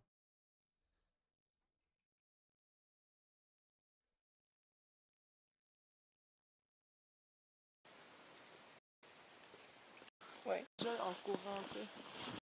Pied, moi. Puis en arrière? Un skidoo.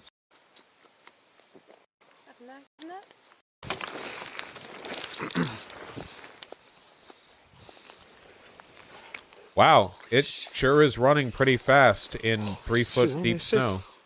Tu l'as-tu? Capoté. Tu l'as tué? Claire. Tu l'as vu, man? Vidéo HD. Hein. What? Oh, wow. Vous vous rendez compte que je suis en ski? Yo, je capote. Je peux pas partir. God damn. Okay, that's enough of this. You French? They're Québécois. That's a female too? Yeah, no horns. Why do Canadians sound like that? Because they're French Canadian. Yeah, Québécois are even worse than Can we get to the stuff in the title? No. Okay. I saw the nope. I saw the fallout of this happening on Twitter. So this is the Revolutionary Blackout channel. This is it's like socialist MMA and some other people, socialism MMA. It's like the Black Revolutionary Network, where they achieve radical revolutionary change for black people by complaining about the squad and saying that Russia was justified in invading Ukraine and so on and so forth. Is Marianne no longer base? Marianne left this interview 20 minutes early. And I want to see why, okay? That's why I'm here. This whole video is only 33 minutes long.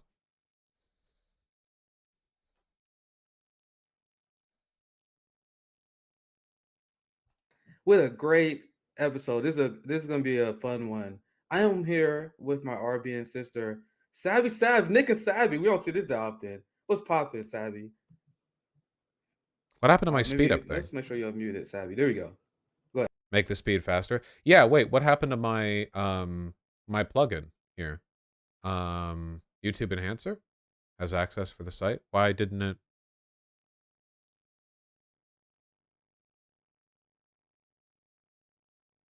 Didn't show up the speed up thing.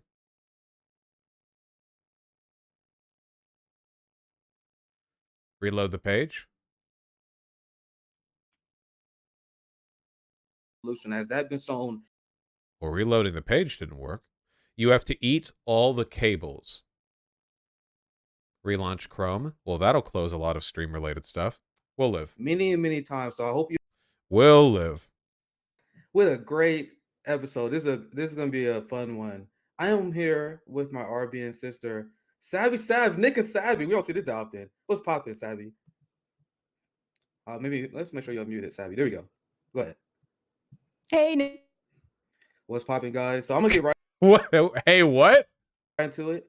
I will welcome our guest, former presidential candidate, author, writer. Thank you for joining us on the Revolutionary Blackout, Marianne Williamson. Oh, thank you. Thank you for having me. Hi, Savvy. Nice to see you again. Hey, nice to see you. I know it's been a minute. It has, but I see you sometimes, and I saw you. I feel like 1.25 times speed is a little bit too fast. I'm just gonna go to normal. Playback speed custom? Wait. Oh, wait, you can do it here?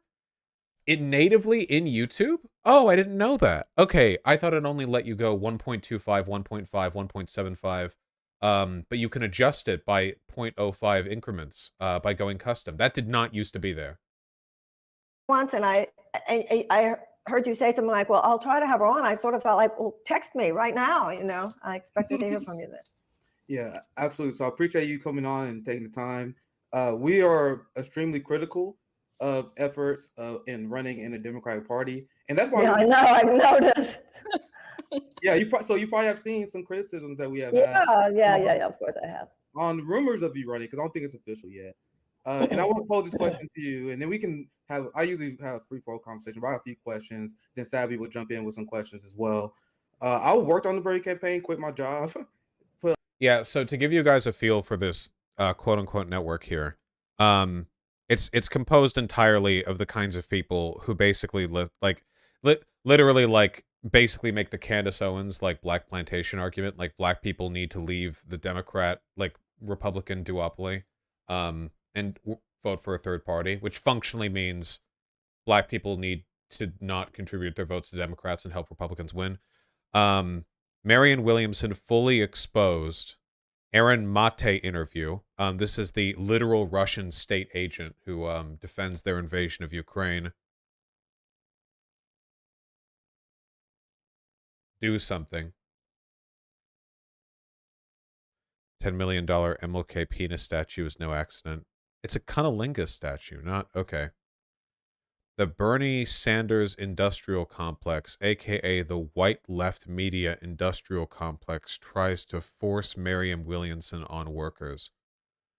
Oh, there's Brianna Joy Gray. I know her.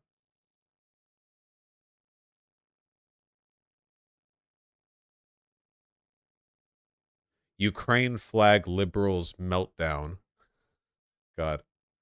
The squad hated Hakeem, then voted for him. Now Hakeem Jeffries is pushing an anti-choice judges. You guys get the dealio. That's me! Bad faith hosting unserious Vosh. Classified docs hold secrets of the crime of imperialism. That's true. Hold on. How is this Twitter video 2 hours long? Can you do this? To keep it for yourself. You can just host an entire video on Twitter? I didn't know that. Twitter Blue user. Wait, is this a Twitter Blue thing? No, it's not. Huh. Okay. I don't know why I'd ever use that, but all right. Well, anyway. A lot of labor hours into the Bernie campaign. I know I had so many conversations, met with people, talked with people who was broke, struggling, who was still donating money to the Bernie campaign.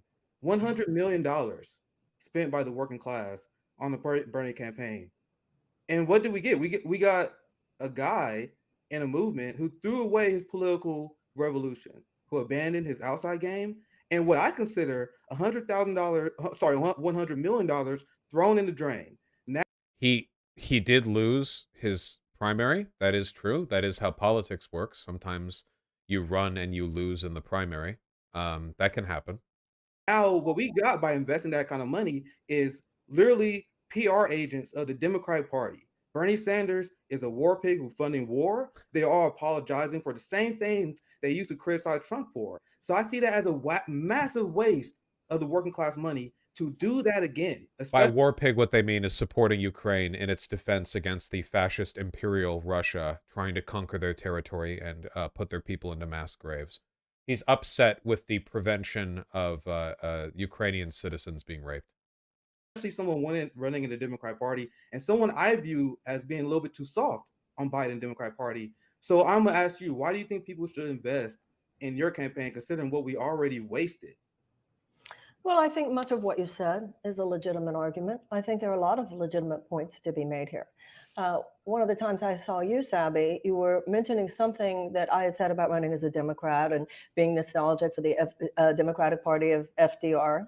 And I do want to say, by the way, that while Marianne Williamson definitely fits in the category of people who I think have kind of poor political instincts, and she does trend a little bit more towards the like ephemeral, if only we could look above the system and vote with our hearts bit bullshit, then I'm comfortable with. I actually think she's a really nice lady. I genuinely do. Like she's not a grifter. I think she is legitimately on point with like in her beliefs. And even though I don't agree with everything she believes, like I don't think she's fallen into this weird like media industrial complex of grifting off of moving people away from the Democratic Party in a nominally progressive way. you said on your show, oh, Marianne, that Democratic Party doesn't exist anymore. Well, you're right, actually. And that's why I was hoping you were actually going to write. I almost want to say, well, let me on, because you're right. And I certainly understand someone your age, you haven't even seen that Democratic Party, whereas I at least have some institutional memory.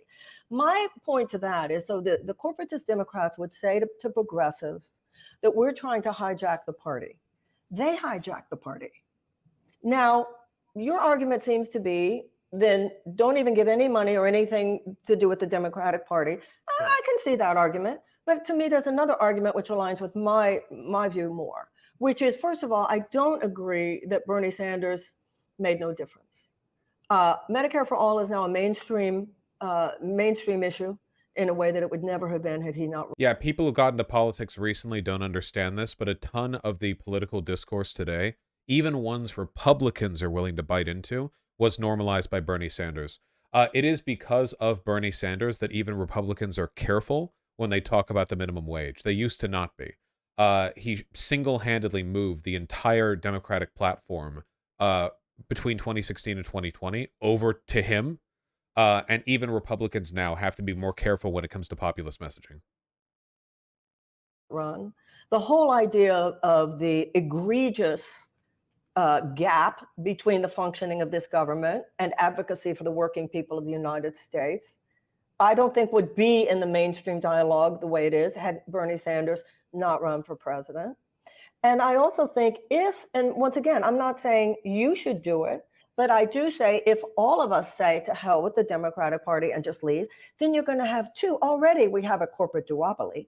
Already we have a situation. We have one party completely bought and sold by the corporatists. We have another party which tries to have it both ways. But if we all leave, then you've got two major parties doing that. So I simply submit that it is as legitimate, those of us who feel like working within the Democratic Party, as those working out. To me, the break. You guys stop revolutionary energy. So the work. Oh, speaking of revolutionary energy, just remember that what she's talking about right here was written about by Vladimir Lenin when he talked about the British Labour Party, and when Marx talked about the American political system. They both believed very strongly in the value of, obviously, you maintain a revolutionary front, but you work within the parties most accepting of you or closest to you, and use them as a soapbox to normalize your positions. Always remember that at the end of the day, whether we're talking a democratic system, a authoritarian system, anything, political movements are built off of public support. The more people you have on your side, the better. And you can't get them to your side if you're only operating within hyper-niche, ideologically pure lefty outlets, because nobody fucking listens to them. You need to be able to talk to CNN. You need to be able to talk from the DNC platform. Only by reaching large numbers of people can you even hope to normalize your positions. Working class, we only have a finite amount of resources. We're not like the corporations. So neoliberals and the conservatives, they can spend endless amount of money on this cash. That $100 million is $100 million that not going. Yeah, but that was a working person who gave $5 or gave $10, or I would argue that many people I know who are working people who gave $5 or $10 feel that that money went towards Bernie being able to put on the stage the ideas that he did. I feel the same way about my talking about reparations. I hear what you're saying. Yeah. And Bernie abandoned his outside movement. Like we had marches for Medicare for All that we couldn't get the people to tweet about. And Medicare for All, as a movement within the Democratic Party. The Medicare for All march he's referring to was the one done, I think, a year and a half ago by Jimmy Dore and his crowd. This was the one where they had multiple far-right speakers who were lined up as prominent speakers, and Jimmy Dore spent like 3 hours talking to 100 cameras and 101 people about how the squad has betrayed them by not showing up here at this small niche rally that had like incredibly uncoordinated and problematic construction. So I know enough about the like grift these guys pull to like know what they're talking about. So just to inform you guys, there was like a scandal after scandal about far right people being brought on stage there. Party is dead, and Bernie killed the revolutionary energy needed while people was asking and demanding Medicare for All by now telling people that the Democratic Party and Biden is okay. Biden said he would veto Medicare for All. There's not even a discussion on the public option. So there's no argument to be made that we've gone forward on the healthcare issue. We have gone backwards because now you got progressives, DSA, sheep herding people to the Democratic Party that would never give you Medicare for All. Well, I think we have gone forward in terms of a mainstream conversation. Listen, I'm not here as Bernie Sanders' PR agent, and you have your views and I have mine. And I think that's really what this is all about. None of us have a monopoly on truth. I think all of us have pieces of it. Truth is a kaleidoscope to me. And, you know, I just want to. I want to get you in on this. You can tell right away that Marianne Williamson's really uncomfortable with this conversation because she's recognizing the tone here a little bit, where it's not about like constructive engagement, and this guy just has like the same laundry list of grievances with the Democratic Party that he wants to share, and she just has to listen to all of them, you know? I just want to ask a follow-up to that because I want to make sure I asked the original question, because I didn't want you to I wasn't trying to put you on the back heel defending Bernie. The question is like, why after that investment, seeing how disappointing these politicians, some of those people you still apologize for, why should we make that? Wait, before you say some of those you still apologize for, who am I apologizing Bernie. for? Like Bernie has been a massive disappointment. So what I'm saying, like, even if you don't run, because that's just a rumor, our criticism is running. See, like, look at this. Within the Democratic Party and wasting resources and energy that should be spent on third parties and outside mutual aid organizations. So my question is, why should people invest in your campaign after seeing the waste that I would consider a waste, after seeing him support war, being responsible for Raytheon and Boeing making record profits? That's a waste. So again, war, Raytheon and Boeing making record profits, that's defending Ukraine against a fascist invasion by supporting them with a tiny fraction of our yearly military budget. He did not do what we sent him to do. So why should people invest in that same? Well, first of all, that's your view. I don't even see Bernie exactly as you do. But if I run, people should hear what I say. And if they believe what you believe, then they shouldn't vote for me. This is a democracy. This is what a democracy is about. You have your view. I have my view. And I don't think, there's a saying in AA, attraction, not promotion. I'm not going to be trying to manipulate anybody into seeing it the way I see it. I'm going to put out what I believe, and people will do what they want to do. And I think in terms, particularly those of us who are aligned on so many issues, we shouldn't let the fact that we see things differently in this area or that area keep us from working towards a cohesive movement that would be a fundamental economic reform in this country. Yeah, thank you. So Marianne, you mentioned reparations. That's one of the questions that I had is, a while back we had this discussion about reparations. I think you educated a lot of people when you came on to talk about that. And since then, I've talked about it every now and then here and there, and other people have come on that are reparations. She's just calling them drama mongers because at the end of the day, politically, that is what they are. It's an entire like cottage industry of people who make money off of like henpecking every best chance that we have, every solution we have, because it's not good enough. And then when they're asked, like, okay, well, what's your solution? They propose the most retarded shit you've ever heard in your life. Like, they either don't give an answer at all, and they do that Andrew Yang thing of like, oh, well, I'm not here to give answers. I'm here to, promote the system or to criticize or whatever. Or they back, they back away into like some preposterously ineffective LARPy bullshit that would never do anything, but it makes the money. So reparations activists trying to push for that as well. In 2020 for your presidential campaign, that was like your number one issue. And so I'm curious, if you do decide to run in 2024, will that still be your number one issue? And if so, how will you persuade the segment of the progressive or the left per se that is against reparations? Because when I do have these discussions on my show, I notice the audience is like 50-50, like 50% is for it and the other 50% is like, no, don't talk about it because it's divisive. How will you persuade those progressives that are against reparations? You know, if I run, the governing principle, the governing strategy is to say what I think needs to be said. It's like I was just saying to Nick, it's not about persuading. It's I'm going to say what I think. And I'm going to say what I would do if I were president. And then you either vote for me or not. I'm submitting the belief that this country cannot move forward without healing our past. I submit that there is a debt that is owed. I submit that we have, you know, we had 250 years of slavery. We had, except for the 12 years of Reconstruction, another 100 years of institutionalized suppression of Black people in the American South. I probably talked to you before, Sabby, on your show about how I've had the experience many times with white audiences feeling there's such undereducation that when they really see it, they go like, yeah, right? I believe that that's the job of a president and of a candidacy, to put something out there as a kind of huge bully pulpit. And now we had in the 1960s, we had the Voting Rights Act, which has been gutted. We had the Civil Rights Act. I think that if King had lived, and if either Johnson or Humphrey had been president next, I think there's a good chance they would have gotten to the third piece that's necessary, and that's economic remuneration. And until we do, we will be handing this toxic baton one generation to the next. The chances of, see the value of the fact that I'm not from that system, the chances are so minuscule that I would become president. There's nothing to keep me from saying what I really believe, whether somebody agrees with me or not. I believe we owe reparations. If part of the left doesn't like it, it's no different than my beliefs about anything else. Somebody doesn't like it, it's not, I'm a grown woman. I'm going to say what I believe needs to be said. I'm going to hear other people's opinion, because sometimes, none of us have a monopoly on truth, and I might be changed, but I don't see my opinion. I keep thinking, like, I'll pause when she's done talking, but she's kept talking. I just want to say I do like her attitude a lot in this. Being changed on reparations, because to me it's a moral issue, it's a spiritual issue, it's a psychological issue, as well as an economic issue. And I would love nothing more than to be the president who says we don't need another commission to gather evidence. We know the evidence. Let's sit down. Let's do some negotiation. Let's get this done. The very thought is so exciting to me. It's worth running for president.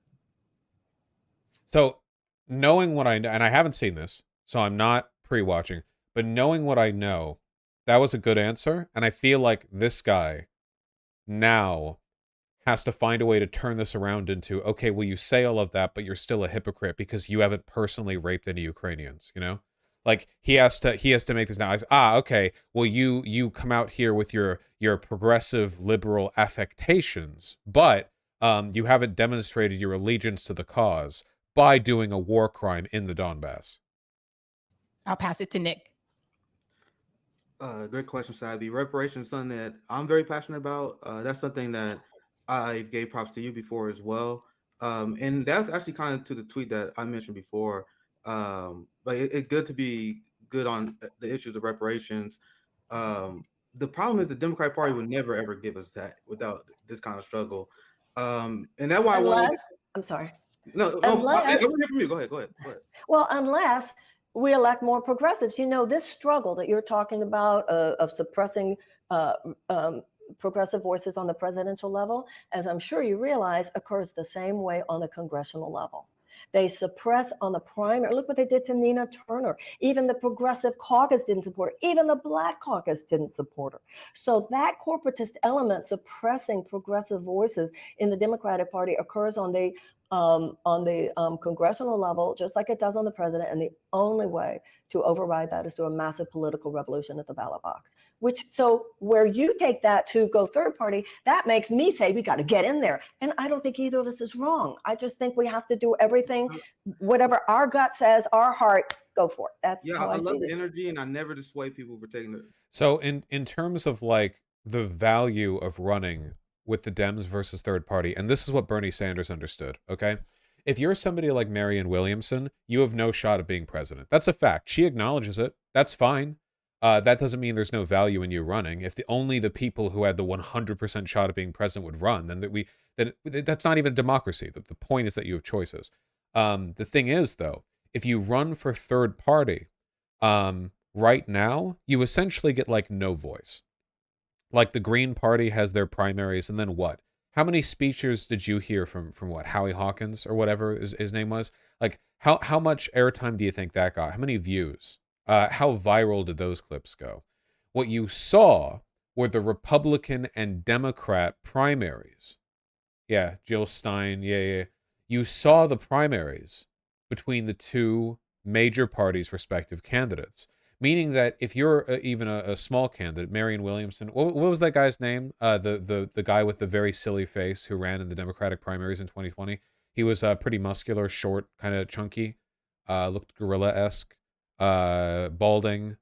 Come on. He was like a meme. He was meme bait. John Delaney? Was it Delaney? Delaney on slide. Was it him? Yes! This man. Even a guy like this, who I'm guessing for a lot of you, you haven't even thought about him or seen him since 2020. He was able to go up there on the Democratic primary stage and be seen by tens of millions of people making his points. Marianne Williamson, the same. That's the point of running with the Democrats specifically as opposed to the third party. Even if in neither case you have a chance to win, with the Democrats, if you do well enough, you have enough of a shot, you get up there on the big stage next to, say, Joe Biden, next to Bernie Sanders, and you get to make points that'll be heard by everyone.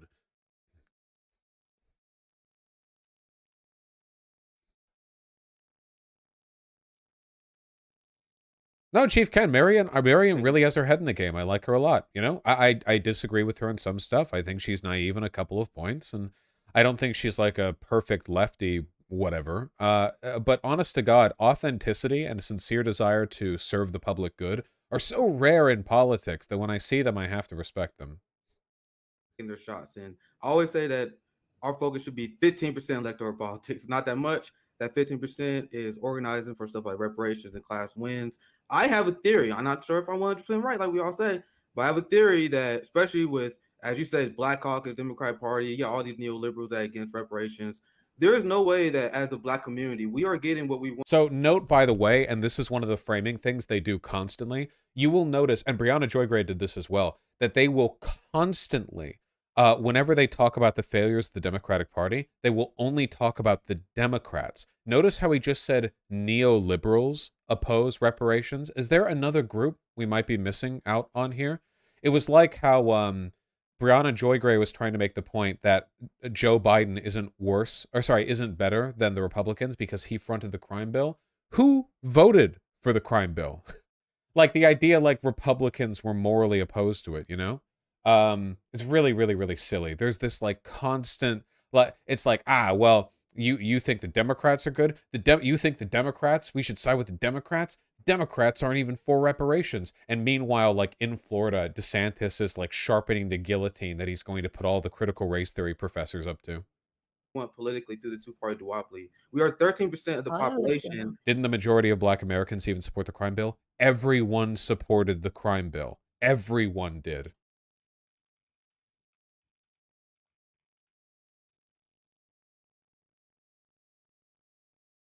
Like, what were the... Hold on. Joe Biden, crime bill, vote.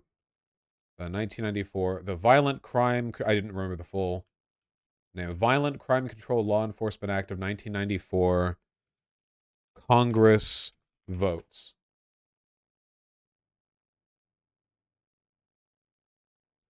In the Senate, want to guess what it passed by? Seriously, type out number to number with a total equaling 99 because that's how many votes there were.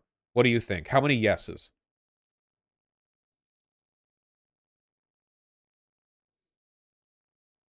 95-4.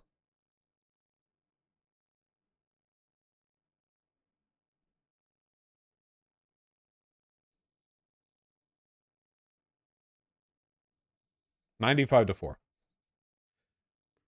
Who are the four? Who voted against crime bill senators?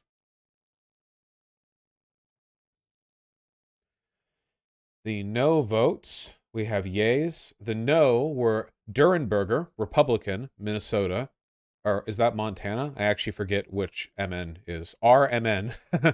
Feingold, Democrat, Wisconsin. Hatfield, Republican, Oregon. Simon, Democrat, Illinois. So it was actually 2 Democrats and 2 Republicans who voted against. Everyone else voted yes. No, Bernie voted for it because attached to the crime bill was the Protecting Violence Against Women Act. And both parties wedged that. They wedged that against us, and we voted for the Democratic Party at a 90% rate every single year. So they don't even run on our issues. Everyone else get their issues except ours. Yeah. The only theory I have of change in terms of electoral politics, which I wouldn't put that much stock in, the only theory of change that makes sense to me is as Black people and our allies, we form third parties, and then we force the politicians to Bernie wasn't. Oh yeah, he was in the House at the time, but he did vote for it. Carve that support. So if you lose an election as a Democrat because you lost the Black vote, I guess the next candidate has to run on reparations then, right?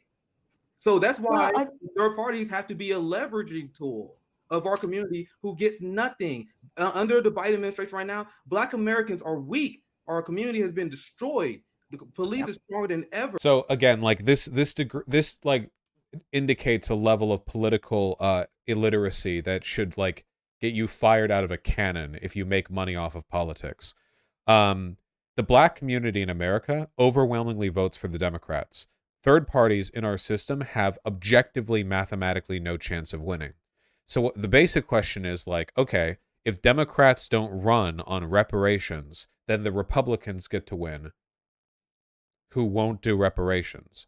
So in a binary where you have Democrats or Republicans and neither will give you reparations, he's saying that the Democrats will reform their strategy if you have the Republicans run for 4 years. First of all, considering the fact that Republicans are currently trying to destroy our democracy and literally do like coup shit, that this is like an unacceptable answer. Anything that leads to Republicans winning is unacceptable if you are a leftist, a socialist, a progressive, a leftist, even a neoliberal. There is any outcome which any kind of leverage, any kind of pressure you apply, anything that has the consequence of even temporarily empowering Republicans is unacceptable. No sell, dead end, right there.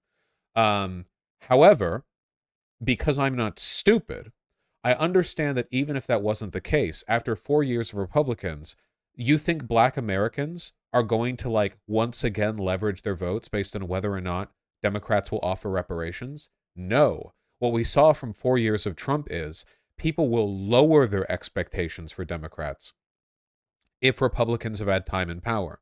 And the reason for that is because after Republicans have spent some time in power, Democrats will choose anyone at all who will just end the Republican control of our government. And that's the reason why Joe Biden ended up being the electability candidate in the 2020 primaries. The idea that you can like force or leverage a giant political party to change their position on something by voting against them and not letting them win is idiotic and not how this works. You actually change how they operate from within by changing what's electorally favorable inside their party. And the best way to do that is to demonstrate that progressives can get a ton of public support within their party. Like, seriously, what lesson do you think Democrats are going to learn if they see progressives running in Democrat races do poorly? What lesson do you think they're going to learn from that? Capitulate to progressive values? Oh, yeah, they're totally going to bite the bullet on reparations after watching a bunch of progressive candidates fail because the dipshit Revolutionary Blackout Network was encouraging their followers to not vote or contribute any money to those progressive causes. It's very, very stupid.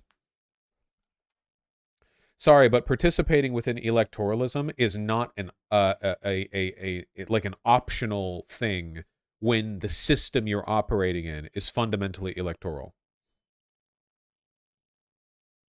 We get nothing going through the strategy. So with 50, this is my question.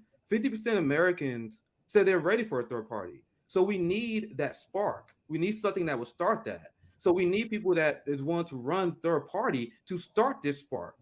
So I want to ask you this, like, what is your objection towards doing that, if there is one? Well, first of all, there was a lot of teeth in the first things that you said. This issue of the Democratic Party being taken for granted, I mean, Black America being taken for granted by the Democratic establishment. But I would argue that you would, if Black America wanted to say to the Democratic establishment, don't take us for granted, voting for someone like me would be as effective as voting for someone in a third party, because you're still outside the context of the corporatists who are running. That's true.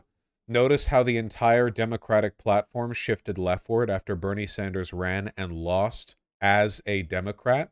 If you want to get the Democratic platform pushed left, then you need to show them that there is value, that they can get votes by doing that. They moved over to the left when Bernie Sanders, worked within the primaries. That right there is actually how you move their platform left. And, people don't understand this, but Joe Biden is legitimately a good bit better than Obama on a lot of issues. That doesn't mean he's good or progressive or whatever else, but I expected him to just be more Obama, but he's not. He is, a bit better.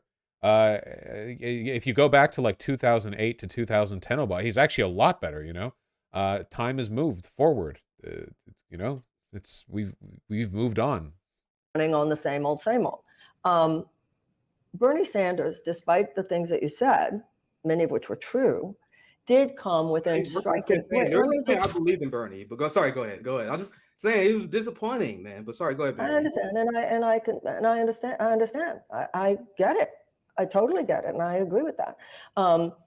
Bernie Sanders came within striking distance of the presidency. The way I look at it, and once again, I don't think this is really an issue of right or wrong. This is an issue of a lot of ways to look at it, and everybody having to find where they feel their skill set can be most helpful. Bernie, if I run, and I run as a Democrat, it's going to be very inconvenient for the Democratic establishment. They will want to invisibilize me. But if I run as a third party candidate, it will be so easy to do that. I feel that if I'm in there, I can get in there. I can say, Joe Biden, you got to debate me. I can go in there. I can put these things on the table. So yeah, I think there need to be vital third-party efforts. I don't think that I'm the one to do that. And by the way, too, phenomenal mysticism. Marianne Williamson is ultra uncomfortable during this interview. You can feel it. No, I'm not. Whoa, Marianne Williamson is reading chat. Oh my God, dude. I would already be so uncomfortable. Like talking to Marianne Williamson, just because presidential candidate before, like a lot going on, a lot of weight there. And then I realized she's reading chat, and there are people in chat. She raises an arm to make a point. There are people in chat going like the sniff Wojak with the brap going into their nose or whatever, and they're all like ooga ooga ooga, fucking posting or whatever, and I just know her eyes are panning over it the entire time. I just want to jump in really quick and say, why not? I've kind of changed the focus, at least on my show, to focus more so on local politics, because in reference to the progressive policies and progressive issues, I've seen them pass on the local level. So I'm kind of fortunate. Right. I'm in Massachusetts. We've passed a lot of these things, the $15 minimum wage, the wealth tax. We've already passed a lot of those issues, but I've also seen red states pass those issues as well, Marianne. Like Kansas with the abortion thing recently. That's where ground zero is now. Is on local and state. Absolutely. Exactly. So looking back at it, I look at people like some of the members of the squad, and I feel that people like Cori Bush, AOC, I feel like they actually would be more effective on the local level. They went into Congress, they went into the swamp, and they're obviously heavily controlled by Democratic leadership. That's one of the issues that Dennis Kucinich had. That's one of the issues that Cynthia McKinney had, is that they call the shots. Why not run for something on the local level, or is that something that you have considered? If I woke up one morning and I got... You'd want to do both? I'm going to run for city council. I'd run for city council. I'm interested in changing the conversation in this country. And there is no platform for changing the national conversation like a presidential candidacy. And I am fortunate in that I do have, being an author, having a national audience, I feel that my greatest contribution is to bring up certain topics that are not convenient to the system. You can get a feel for the average IQ of their audience too with the donations that come in. Like, even if I was talking to someone who disagreed with me, if I got donations rolling in, they would be like asking me to make arguments or criticizing certain points. But all these like fucking troglodytes can do is pound their fists against the table and go like, "We're in the in group, she's in the out group. We get it. She do," like that. You know what I mean? It's all conspiracy bullshit. It's all like, we're the special few that understand the system and see it for what it is, man. And she's not. So you get this very low IQ bleeding. To talk about genuine fundamental economic reform that, as Nick has pointed out, is not now occurring, the larger dynamic of American history, the aberrational chapter of the last 50 years, and the massive theft from the middle class and the poor in this country. I feel the way I can make the most powerful impact to make that case, to say it in a way that matters. Never blue, no matter who. Highly serious, highly progressive community here. Literally no candidate, no matter how progressive, will get their vote if Democrat. Very smart, very high level analysis here. I bet you anything that they constantly post about like the right outflanking the left in the Republican Party. If it would be to run, if in fact it feels like I can run. If I can't put together enough of a campaign to give it enough heft, then I won't do it. That's the period I'm in now. Is discerning that. But that's what I want to do. I want to help upgrade the national conversation in the direction of justice. Marianne, I know you only have around 20 minutes or so. I appreciate your time. Any final question that you have, Sabi? Any final thoughts or any last words you have before we send you off? Sabi, go ahead. Just one about foreign policy, because this is an area where the president can act alone and doesn't necessarily need the approval of Congress. So I'm curious to hear your feelings and your thoughts about the war between Russia and Ukraine right now. Like, how would you respond if you were president of the United States? And also in reference to Israel and Palestine, how would you respond in those particular? More tanks to Ukraine, more tanks to Palestine. Same policy, both countries. Let's go. Situations. So why don't we do Israel and Palestine? Okay. Israel and Palestine is it's really bad right now.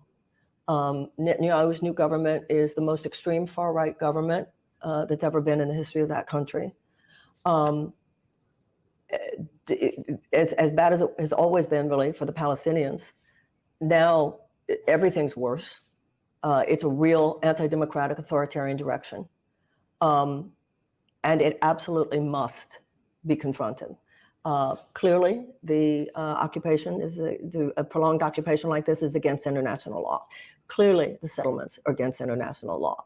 Clearly, international law says that if you do occupy territory, then you must use the resources of that territory for the benefit of the people. Biden seems to have kind of taken a hands-off approach at this point, and the American president must stand up more forcefully. The United States, to me, the moral mission statement. It was smart of her to focus on the Israel-Palestine stuff first. Considering they could probably find some agreement there. Of the United States is the Declaration of Independence. All men are created equal. Obviously, the whole idea is to expand that franchise. It doesn't just mean white people, it also means black people. It doesn't just mean men, it also means women. It doesn't just mean straight, it also means LGBTQ. And I think we need to recognize that doesn't just mean Americans. So to me, the United States foreign policy, as well as our domestic policy, when it comes to Israel and Palestine, we should have equally robust support for both the security and the human rights of both people. The only way to do that at this point is through a two-state solution. Now, I understand that some people would say that a two-state solution is dead, then we need to resurrect it, because the only answer to that is a situation that is, everything else is untenable. So the American president should stand up. I think this is one area, to be honest, where I think Obama did make an effort. And he's unpopular with a lot of people there for that reason, to be honest. But I think he did make an effort to bring the Palestinian issue. She's buying time by answering the other question. Yeah. Why is he shaking his head? Because a two-state solution is actually a thing that could conceivably possibly happen, which means that he opposes it. Anything that could actually happen or improve the world, they're opposed to. Because that would deny them the ability to like sit back and critique in favor of a better solution that doesn't exist.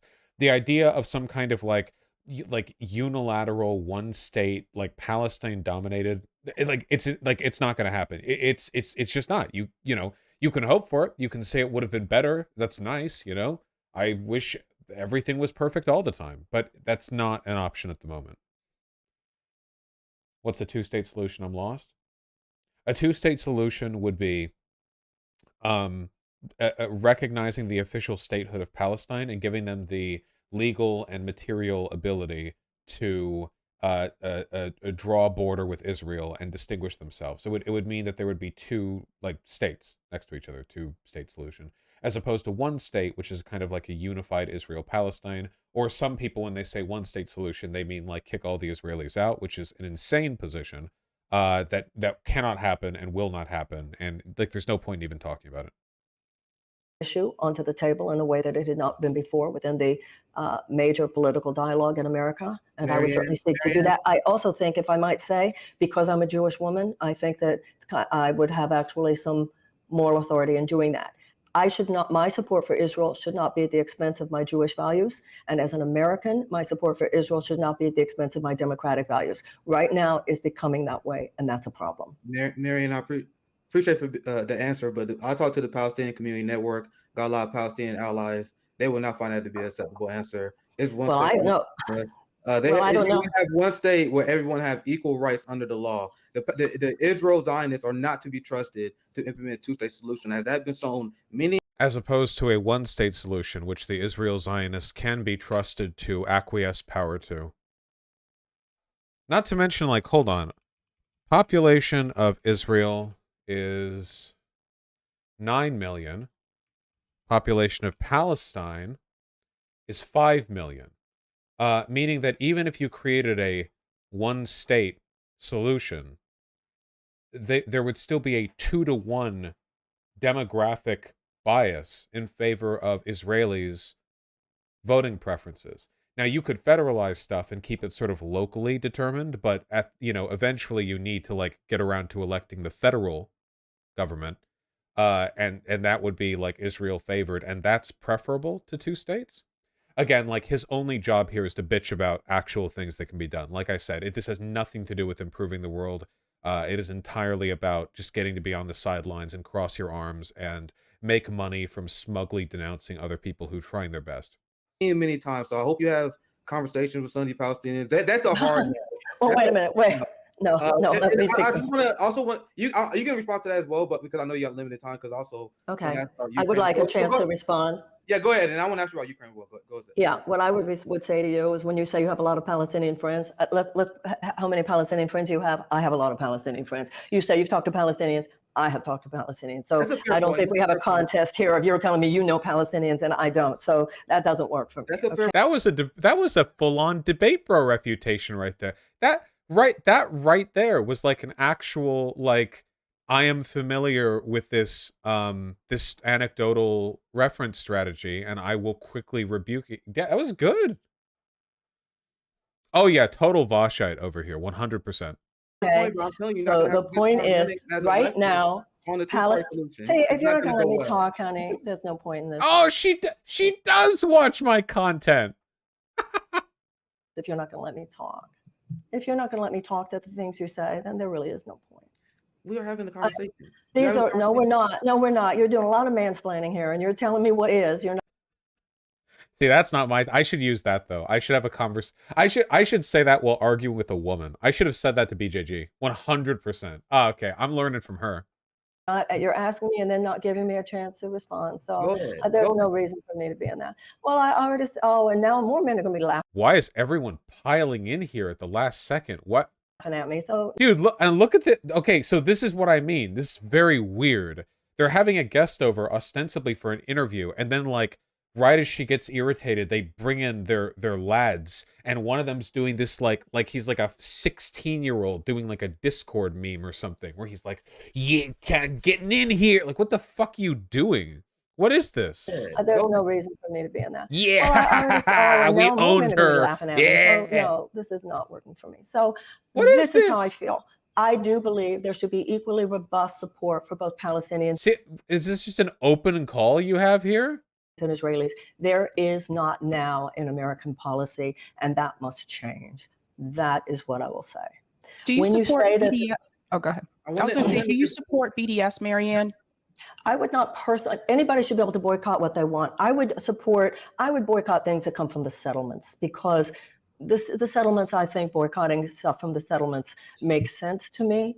Overall, the problem I have with boycotts anywhere is often it is who it hurts. It hurts Israeli citizens. It didn't have anything. Boycott, divest, sanction. It's the idea that to protest the illegal settlements and generally unethical behavior of the state of Israel, you are opposed to any kind of trade with them. Like any, well, boycott, divest, sanction. I don't really care about the BDS movement, except for, yeah, the big dick syndrome movement, which I do subscribe to. I don't really care about BDS that much because I don't think it does anything. I just don't care about boycotts or sanctions. I don't, whatever. That being said, the BDS thing is like, it broadly takes the form of people protesting against Israel, which I am in support of. I don't really care about the interpersonal commercial decisions. But you do know that the BDS thing gets on somebody's nerves because there have been active efforts to illegalize them, like in some parts of the world. Yeah, I think they're considered anti-Semitic in Germany. There have been like universities that have tried to shut them down based on calling them like hate speech or whatever. Also, unfortunately, you know, like there's just in the UK there's been attempts to push them out. Yeah. It's pretty bullshit, yeah. There are some people who are part of the BDS movement who are like actively anti-Semitic, unfortunately, but that's going to be the case with in any like big geopolitical thing like this. There will always be people who follow along for the wrong reasons. I don't think it represents the movement at all. The vast majority of anti-Israeli sentiment in this country, I think, and around the world, it can be rooted in legitimate criticism. And even if there is a lot of anti-Semitic bigotry there, which, I mean, there is a lot of anti-Semitism in the world, that doesn't invalidate the legitimate criticisms. And yes, SDO. Do with this, it hurts Palestinians in many cases, and I don't believe it hurts the U.S., the Israeli government. But I think in a situation like that, everybody should follow their own conscience, and anyone should have the legal right. When there was an effort to deny people the legal right to boycott, that absolutely would not be okay with me. I love the work that you do. I need to go now. Thank you so much. This is a very serious channel, a very serious political movement. Yeah. What's going on right here? This is definitely how you do an interview of a presidential candidate. Sabby, honey, I really appreciate talking to you. I know sometimes we don't agree, Sabby, but I always enjoy talking to you, and it's respectful. So anytime you want to talk, I'll absolutely just let me know, okay? And thank you very, very much for having me on. Ms. Williamson, before you go, I just want to ask you one question while I sit in here. We got to look. Okay. What is it going to be? I don't know if I'm going to answer that. I know you don't have much time. No, I already am 10 minutes. Have time for the proletarian, like we have time for the proletarian. No, okay, that was so disrespectful to me as a woman, as a political figure. Okay, Sabby, if you ever want to talk, honey, I'll be available to you. Okay. Okay, get her out. So I can say what I've been wanting to say and itching and saying in the background. She's full of shit. See, I'm telling you, man. These get. Hey, you know what? I bet you. Hey guys, thanks for the donos. My revolutionary Bidenista YouTube channel makes significantly more than their entire network does promoting DNC talking points. Let's go, lads. We're undoing the work. No, really though, like it's so sad and it's so pathetic. The idea of like yeah, and this is one of the things I criticize the Chapo Boys to an extent, but these people are like incomparably worse than the Chapo Boys. Though what's her name, Savvy, comes across as a lot smarter than the guys here, so maybe she's a bit better. I think I remember there being some drama on Twitter recently where they argued with her. Does anyone have a clip of that? Where she was arguing with some of the other people there? One way or another, yeah, the guys here are really stupid. And yeah, the idea of just like making your living entirely off of dragging other movements down into the murk with you is just really, really pathetic. They're all acting like jocks. Well, these guys don't actually have an interest in politics. They haven't. This is like, it's like team sports, you know? So jocks is a fitting analogy. It has nothing to do with like, let's work out this situation. Let's understand what the variables are and try to build something that can do the best given those circumstances.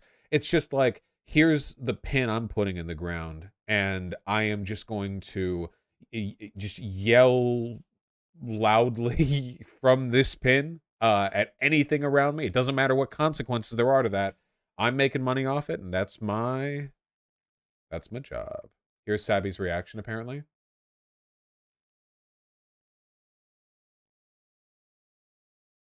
Oh.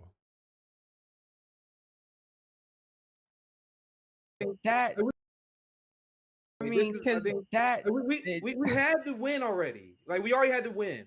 Like, I got all the sound bites I wanted in this interview. Like, damn, he's just straight up admitting it. I got all the sound bites that I wanted in that video. That's it. That's all. Like, that was the only point. Like, literal scum. Just no. How can anyone watch this and think like, yeah, these guys are serious political commentators who care about my interests? These are real lefties. They're fucking scum. Actual, yeah, pieces of shit. I respect. It's difficult to think of groups I respect less than these guys. I mean, certainly, like this is like, we're talking about levels of sterling character that make me look favorably at people like Pete Buttigieg. You know, I can't imagine like admitting that or being stupid enough to not realize what that sounds like. Just like, yeah, dude, whatever. It doesn't matter. It doesn't matter how it went or what we talked about. I got my sound bites. We're good. Like, we didn't have to do that. We didn't. No. Like, I'm really feeling awkward right now. We didn't have to do that. Like, there's a point we literally. I was planning on us doing a break, chat check, and then we can have our thoughts on the interview. Like, we didn't have to do that. That's not the stuff that will make it look good. That's not gonna make us look good. Did I hit that? Godvosh, you were right with the "they're just evil." I was trying to figure out how they're this stupid. Well, in this case, they're both stupid and evil. Though again, I don't know if I've argued with her on Twitter before. I probably have. I get in a lot of fights. However, if she's upset about how the interview went, I think that indicates she has an actual interest in these conversations and not just like, you know, she seems the most sane. Yeah, I would talk to her. Yeah, I would talk to her. I don't know. Probably wouldn't happen, but yeah. I wasn't even trying to be in there. I think overall, bro. I got the sound bites I wanted, man. Like, unbelievable. I am tactical in the way we do stuff. But when I'm tactical, I get in trouble. That is not tactical. What we just did, what you guys just did. I didn't do nothing, Nick. I didn't talk to that woman. I didn't say nothing to that woman, Nick. I just came in. Nice, man. Look at her face. She's so mad at them. Oh, dude, she's furious right here. Wait, what is this? 31-23 of a 33-19? So 31-23? In the way we do stuff. That is not tactical. What we just did, what you guys just did. I didn't do nothing, Nick. I didn't talk to that woman. I didn't say nothing to that woman, Nick. I just came in. Nice, man. Like, I'm so like embarrassed right now. Like, I didn't say nothing. I'm embarrassed too, to be honest. Like, embarrassed about what? About a woman that want to bomb Israel? That's not the point. Let me hear what they're saying, Rome. I can't hear. Let me hear what they're saying. The thing is like, you can't ambush people like that. Like, we didn't even get to hear the rest of what she was going to say, and Nick didn't get a chance to close out. You guys forgot about it. I said my next question about Ukraine. You guys ran off and you came in and scared her off. You scared her off before I got to get a soundbite where I said, so I can't. So is it true that you support the warmongering Raytheon Boeing Lockheed Martin warmonger machine Biden invading Ukraine and preventing Russia from stopping ethnic genocide in the Donbass? Please respond in 2 seconds, please, so I can get my clip. I say nothing. Yes, you did. I didn't say nothing. Is this guy like a fucking infant? I didn't say nothing when he jumped into the call with the former presidential candidate, did a laugh, rubbed his hands together, then stood up and started spinning around like a kid in the rain. Is he like actual like an infant brain? Like, is this like an ableism thing? Is this like a group home, or is there like an aide worriedly standing to the side of the camera, like going, we let him on the computer for an hour a day, and no, maybe we should have like put him to a nap first. Hold on, let me say this. Gas stove user. Yeah, true. I was coming in because I was supposed to come in. You guys were saying that this is over. I don't know about Rome, but I was supposed to be coming in to take over the Nick and CJ show, but I guess not. It's fine. We're gonna have those battles, bro. Somebody, some people are gonna have. It don't matter, Rome. That's not the point. That's not the point. That was not professional. This is exactly what I'm saying. Like, you don't professional. It's what? Professional. No, let me finish, Rome. You would not have liked it if it happened to us. You wouldn't have liked it if we were on someone else's show and it was supposed to be certain people, and then people just come in and ambush. Yes, so you got to put yourself. Dude, she's like holding the fucking fortress up right now. Oh my god. There's an entire like the whole structure of this group, and she's like Atlas, like holding the entire goddamn roof up. Oh my god. I wouldn't, because you know what? I wouldn't say. No, you can disagree. Because you're not talking about. You're not actually talking about supporting. You've been on the same panel before as Sabi with Jen Perelman at the same time. Panel. You're totally right. I was here. Yeah, this was back. This was back like a year and a half ago. With Nina Turner was there briefly. Yeah. I don't think she was part of the Revolutionary Blackout Network back then. Israel, you're not actually talking about with what people have to whatever. say. I'm done. I'm done. Go ahead. I'll finish. Dude, the aide at the side of the camera is just like nervously sweating. Go ahead, I'm done. Because you're not actually talking about supporting the military-industrial complex. It doesn't matter, Ron. We didn't. It doesn't matter. I'm done. Go ahead, Ron. Go ahead. I'm done. Go ahead. Most saying Hebrew Israel. Is he a Hebrew Israelite? Yeah. Go ahead. Jesus Christ.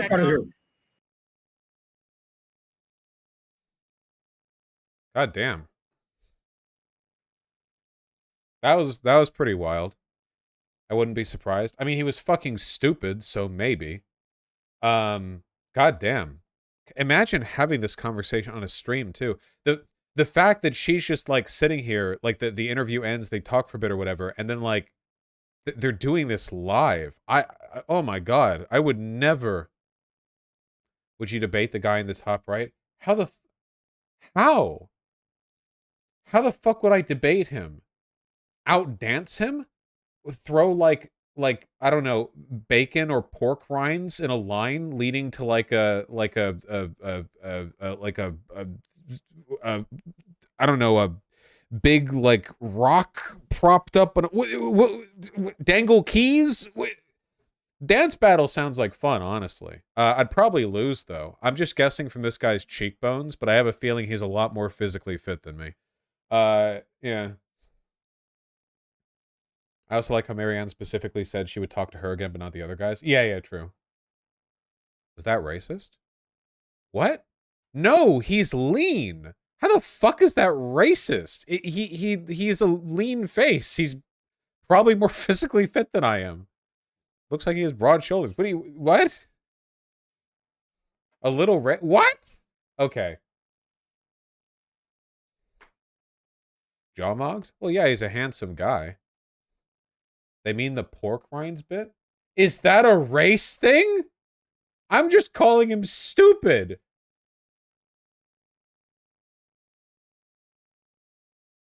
Apparently. I think it was the dancing thing. Okay, so none of you could even agree what it was. So, like, actually, I think it was the aid. I think it was the gas stove thing. Aren't the majority of black households use gas stoves? Stop.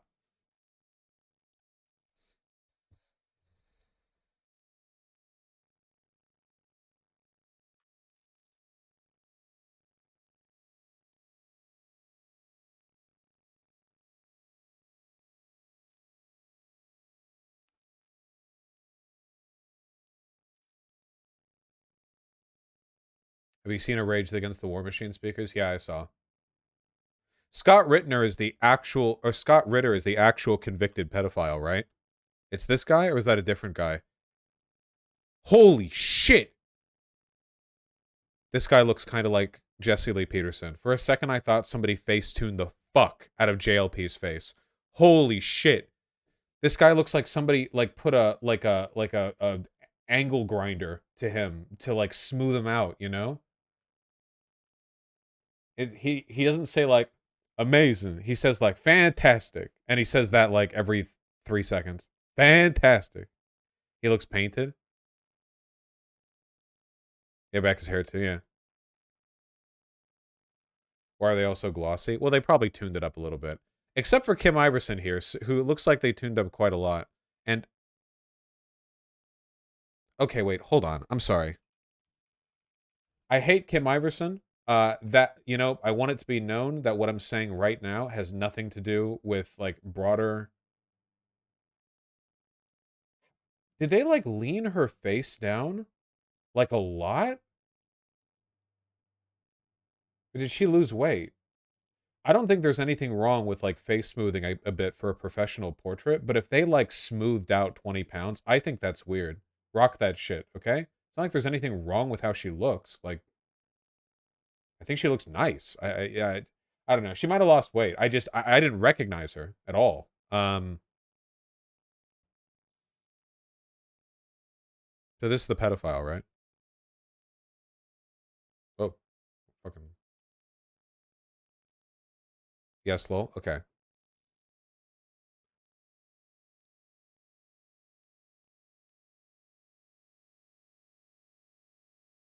Ritter was the subject of 2 law enforcement sting operations, charged with trying to meet with an undercover police officer posing as a 16-year-old girl. Damn, dude, he's literally the meme. He's talking to his friend, and he's like, dog, I've been talking to this really hot 16-year-old online, and she says, you know what she tells me? She says she's an undercover police officer. How cool is that for someone her age? Arrested again in November 2009 over communications with a police decoy he met on an internet chat site. Police said he exposed himself via a webcam after the officer repeatedly identified himself as a 15-year-old girl. Bro, you're not going to believe it. I know how it turned out last time, but I was camming with this really cute 15-year-old girl, and you wouldn't believe it. She tells me she's an undercover police officer. How cool is that for somebody her age? How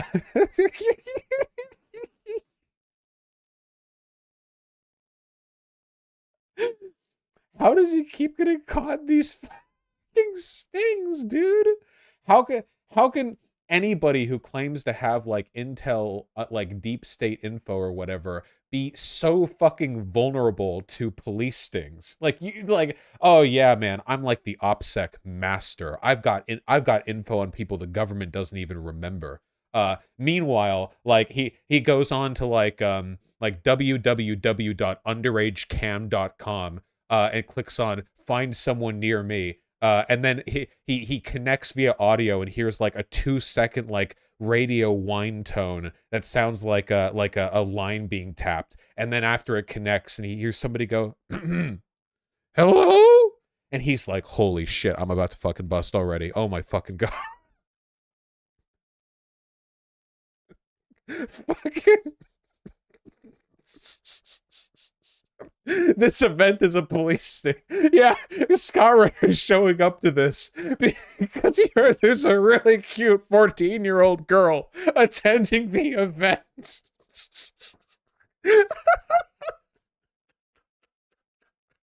Dude, I met this really cute 14-year-old girl. She says she's attending the Rage Against the War Machine rally. She's speaking at the event. How cool is that for someone her age?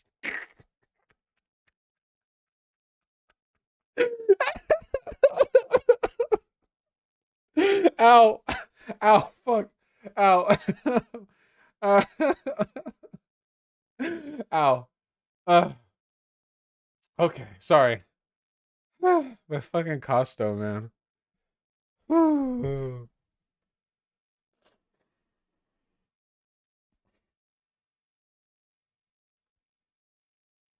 my god.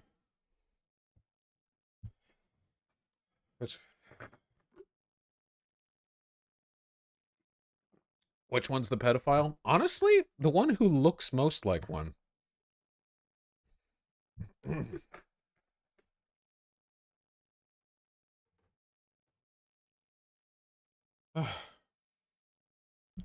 So all of them? Yeah, probably.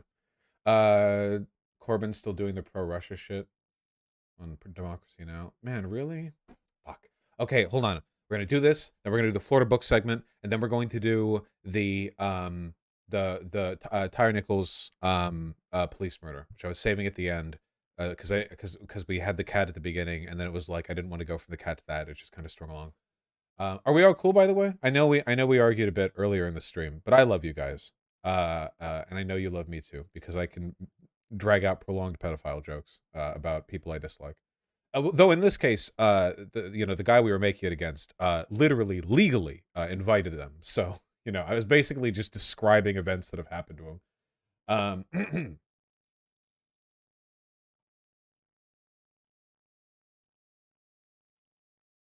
Oh my goodness, Holic Master. Okay. Hold on 1 second. I'll read that in just a second. I'm gonna pee. We're doing the thing. 1 second. 1 second. 1 second.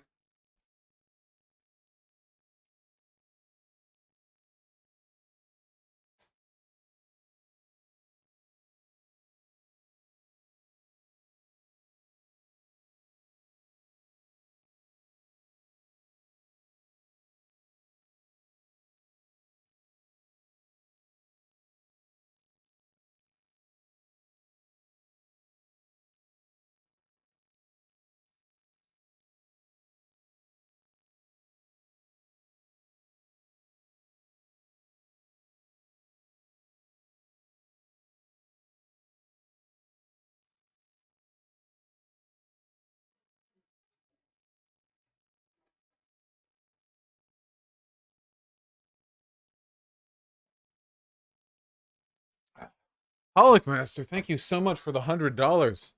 Sweet Myths entered a competition to play at SXSW. I don't know what that is. If everyone in chat pitched $1 to easily win. Holic Master, you fiend.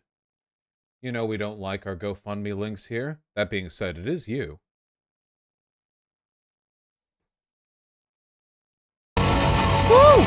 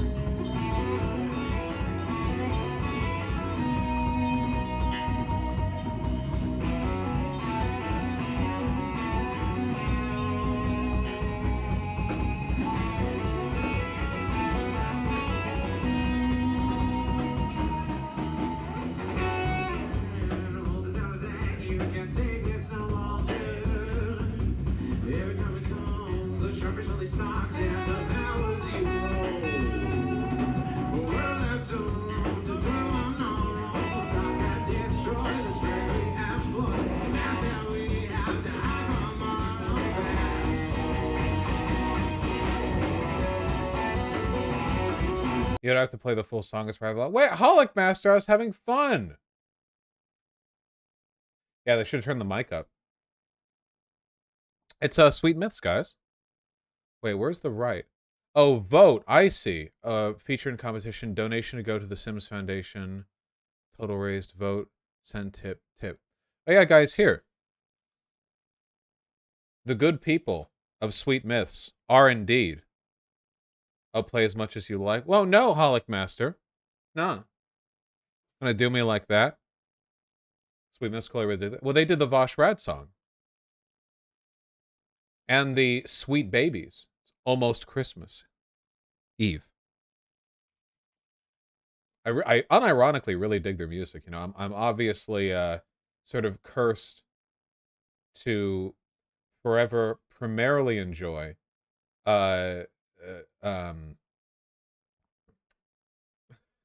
electro swing.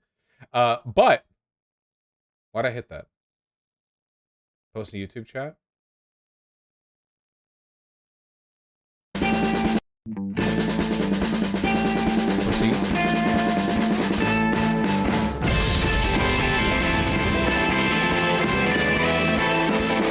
How old is too old to be a gamer? 69. Seriously though, go donate.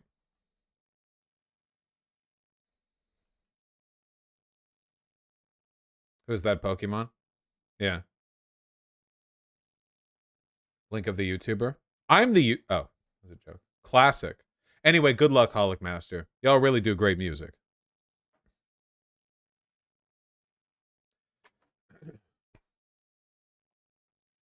Watch it? No, we got stuff to do. You try to get into Jesse Peterson though? It's just such a meme, and they're all the way down in LA. Can I see the baby? Oh, hey, Tempest. I know, I believe he's sleeping at the moment. But we did play with him for about 15 at the beginning of the stream. Also, hello. Okay, hold your horses. Hold your horses. Y'all go and donate.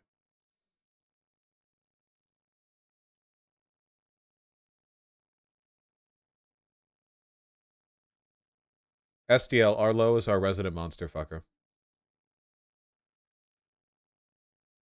I don't know if I do, Blue Sue.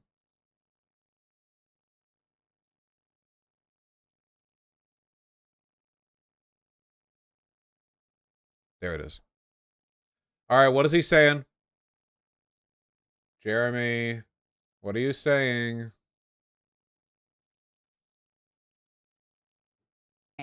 What about those pushing for negotiation, for diplomacy, often criticized for being Russian puppets, yet deeply concerned about this, what could be a global conflagration, or even what's happening just alone to the Ukrainians? You have 1,000 religious leaders in the United States calling for a ceasefire.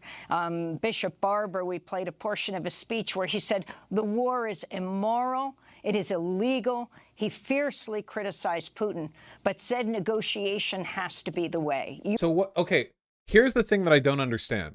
When people, I'm going to assume some people are acting in good faith. When they say we need to negotiate, we need to do this, we need to do that, Ukraine is willing to negotiate. The terms are they get the fuck out of their land.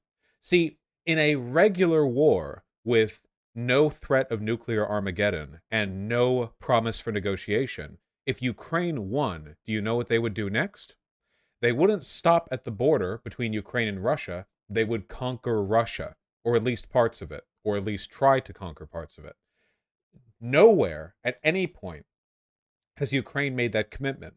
Therefore, it is already starting the negotiation on even terms.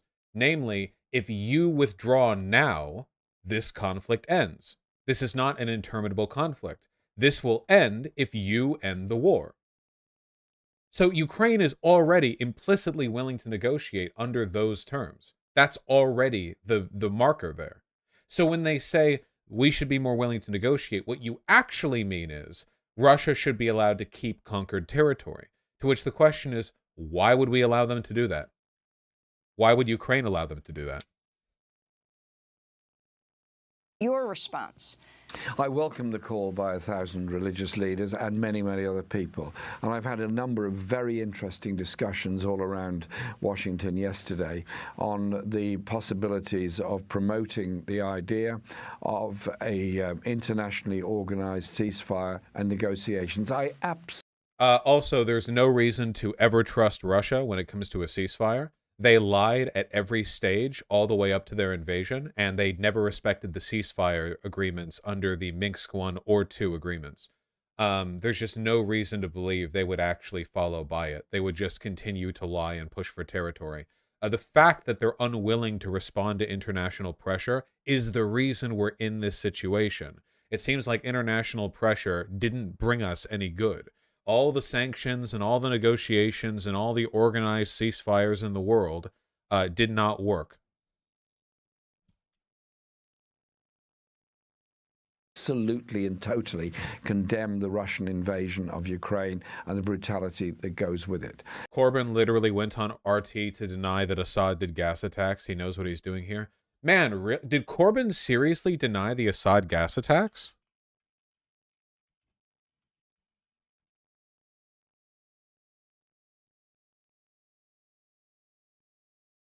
Wow, he actually did. Unbelievable. He's done this exact same thing before. Refuses to blame Assad for chemical attacks in Syria, demands all sides work together on a ceasefire. Man, I can't believe I'm saying this, but I'm really hitting it. I'm glad he's ousted as fucking labor leader. If he ever won as labor leader and then ended up basically just parroting Russia's line on foreign policy, it would be a blow to socialism, like, globally. Like, he's better in domestic policy, but holy shit. That's the Daily Mail. Might not be the best source. It's everything. You can Google it. It's everywhere. It's not just the Daily Mail. Yeah, it's so bad. Like, you guys don't understand how bad it is. Like, Assad is the guy so bad that he single-handedly plummeted his country into ruin and sent millions of people on refugee hikes that ended up causing the largest refugee crisis of the past half-century in Europe. And then, after all of that, Corbyn turns around and goes, yeah, well, he's probably not using the chemical weapons that everyone knows he's using against civilians. Essentially, like, covering up war crimes for a dictator. Insane! Again, like, this is a common problem with a lot of lefties, where, like, if you ask them for their positions on fundamental values, they're really reasonable. Corbyn, I think, has really good positions when it comes to, like, healthcare and public welfare and a bunch of great stuff like that, you know? But then every position they could possibly have that's favorable to Russia is for, like, no reason. No reason. It's so weird. Yeah. Just a lot of lefty brain rot. A lot of lefties just think that in order to be, like, a leftist geopolitically, you have to side with the other narrative. And you're siding with the military-industrial complex if you agree with basic factual things. And the destruction of life in the Ukraine, the loss of lives of conscripted Russian soldiers is awful and appalling. This war could drag on. I'm sorry? Of lives, the destruction of life in the Ukraine, the loss of lives of conscripted Russian soldiers is awful and appalling. This war could drag on and on. First of all, the Ukraine. Second of all, kind of weird to conflate the Ukrainian civilians being killed and the Russians invading being killed. I mean, they're conscripted, but yeah. And on, more and more arms could be thrown into the conflict, more and more people would die, and you'd end up with destruction all around. Surely to goodness, here we are in the 21st century, watching in real time a conflict going on. Can we not do better than that? Call a halt to the conflict. It's not our it's not we being better. It's Russia did the thing. Russia did this. It's not we. Why is it on what did I do? What do you mean? Have negotiations and agree on a viable future. Which they'll never specify what they mean by that, because they're too cowardly to just say, yes, I think Ukraine should cede territory to the Russian invasion. They won't admit to that. Russia and the Ukraine can negotiate, albeit... Did he do it again? ...the auspices in that account on a viable future. If Russia and the Ukraine... He did! He actually goes the Ukraine as default. The only people I see say the Ukraine by default are people peddling Russian propaganda. I guess a lot of old people would, yeah, like people who remember the Soviet Union, I guess. But nowadays, like right now, when I see people talking about the war, everyone says Ukraine. The only people I see who say the Ukraine are pro-Russia types. That's not to say nobody does call it the Ukraine innocently. It's just interesting that somebody as politically engaged as him would do that. Why does Russia call it the Ukraine? Because when you say the Ukraine, you're kind of linguistically implying that it's a province, a territory, in context of Russia's. You're referring to it as like a location, you know?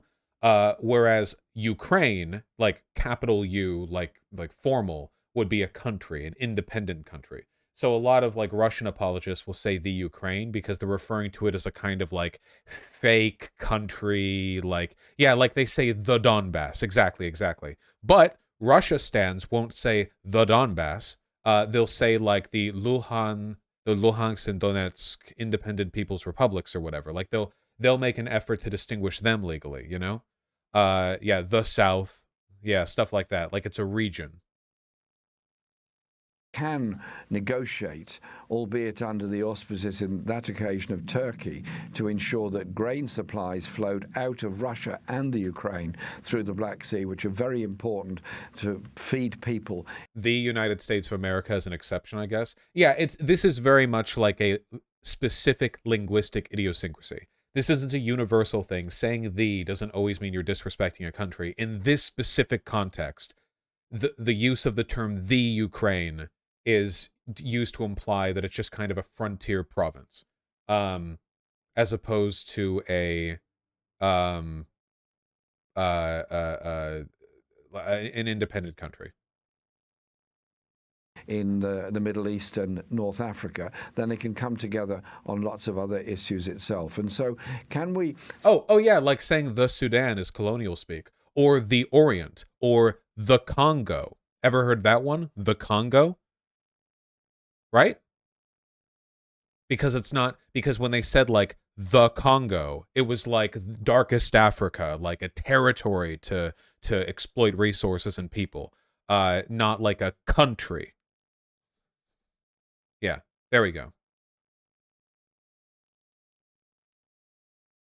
Stop having armchair generals in all of our studios discussing how this could happen, that could happen, this could go on and that could go on, and this could be destroyed. Instead, raise the voice for peace and raise the voice for hopes and justice. I support. This doesn't mean anything. Raise the voice for peace? The Russian peace campaigners. I support the religious leaders that are calling for a more rational process, and I call upon the leaders of the countries that are closely involved in this to heed those calls. Isn't it? So Russia, you want Russia to heed those calls. Isn't it interesting how all these give peace a chance types are never saying the one thing you'd think they'd be saying, which is, Russia, please fucking back off? Isn't that interesting? You'd think that would be like the main thing they'd be saying. Russia invaded Ukraine. You'd think they'd be saying like, hey, please, like, no more war. Russia, please just stop. Just withdraw the territories. Please don't let anyone else die. But they don't say that, do they? Instead, they put the onus on Ukraine to start like negotiating. And by negotiating, what they mean is accepting concessions. And what by concessions, they mean like let Russia keep territory. It runs all the way down to that, you know?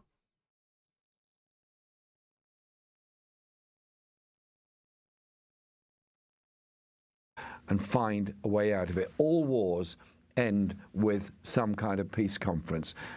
Let's jump to that stage. That's not always true at all. But okay. Good meme.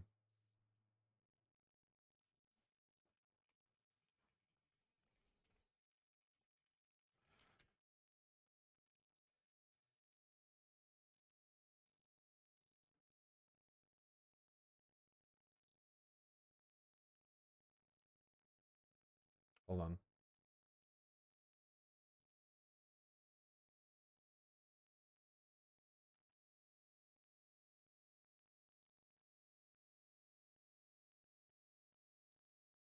Nice. So, you know how Republicans are ideologically aligned with, Satan themselves, Adolf Hitler, bad people. What's something bad people like doing? They like book burnings. I actually can't believe my eyes. As a product of the extremely broad and deliberately vague laws that have been passed by the DeSantis administration in Florida, schools are clearing out all of their books. Not some of their books, all of their books. The rules on what is or is not woke, that's actually what we're talking about here, are so vague that to avoid potential felony charges, they're taking all the books off the shelves until they can be specifically and independently verified. Empty bookshelves at a local middle school. Parents tell News4Jax that teachers and librarians at their kids' schools were told to pack up the books for review. So it actually blew my mind. So that literally pack up all of your books. They need to be reviewed to make sure they're compliant with state censorship guidelines. This is fully and without exaggeration in line with the behavior of totalitarian regimes of Nazi Germany or of like Stalinist Russia. That's actually like what we're trending to right now. Like you can be prosecuted on felony charges unless you submit entirely to like state review here. That we were living in a world where we were removing books from classrooms. This week, schools statewide have been complying with state law requiring the approval of books in classroom libraries. News4Jax reporter Marilyn Parker joining us live from the Duval County School Board headquarters. Marilyn, is that video part of schools complying with the state law? Yes, and News4Jax viewers have been reaching out to us about it all week. DCPS says that they are conducting formal reviews of classroom libraries. They made the announcement on Monday, but it came as a shock to lots of parents and students. They want to know when these books will be returned or replaced. Yes, the Independent here has kind of a rundown of the extent to which this is taking place, and it's gotten quite bad here. There's a new controversial Florida law that I believe I've talked about on stream, but you know, with how fast they're coming out these days, God only knows. Oh no, this is the new one. This is from last year one. Okay, the new one's further down. In March last year, that punishes teachers with felony charges if non-sanctioned books are presented in classrooms. So now, teachers, I mean, we're talking $32,000 a year, honest to goodness teachers, bedrock of our society, light of our lives, hope for the future teachers, can have felony charges slapped on them if non-state sanctioned books are present in classrooms. The curriculum transparency law requires school book selections to be free of pornography and prohibited materials harmful to minors. Sounds fine, until you remember that to Republicans, pornography is equivalent to the display of anything queer related, and prohibited materials harmful to minors. I mean, Go ask the most fanatically religious Protestant you've ever met on what materials are prohibited and harmful to minors, and, you know, write those down and see what passes that guideline. You know, before this, you had the parental rights and education law, you know, the don't say gay law, the stop woke law. The combined effect of all of these laws is essentially a kind of legal ambiguity where what is or is not tolerated is so poorly defined that whether or not you get in trouble with the state, again, felony charges that'll ruin your life, you're talking a massive risk on very, very, very, very vague guidelines. I mean, imagine if you had a bunch of like Republicans or theocrats running around town, and the rule was that if they found any book in your house that was disrespectful to Christianity, you could be put in prison for 6 years. What would you do? Now, my guess is that the majority of you would just get rid of all your books, because that's what I would fucking do. You have no goddamn idea what they're going to consider disrespectful to Christianity. Absolutely none. Art books? I've got a Dark Souls 3 art book right down there. See? My finger's pointing directly at it. The imagery of Dark Souls 3, like, pulls back on a number of religious inspirations. I genuinely don't know. You want to take that risk? 6 years in prison? Your entire life? You would get rid of every book. That's the only smart thing to do. And that's exactly what they've been doing. Thousands of schools all across the state. Millions of children right now are attending classes in schools with empty libraries.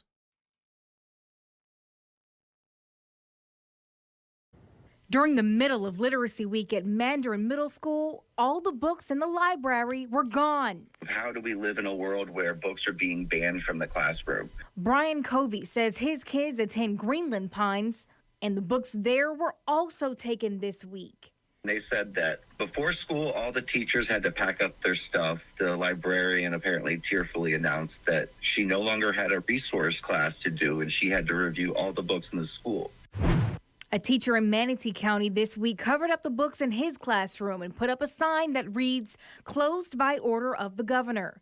Florida state law says teachers must cross-reference. Keep in mind, DeSantis is the presidential frontrunner for the GOP in 2024. That's next year. How can anyone look at this and think, yes, the Republicans, they don't have anything worse in mind for us? Like, yeah, it stops right here.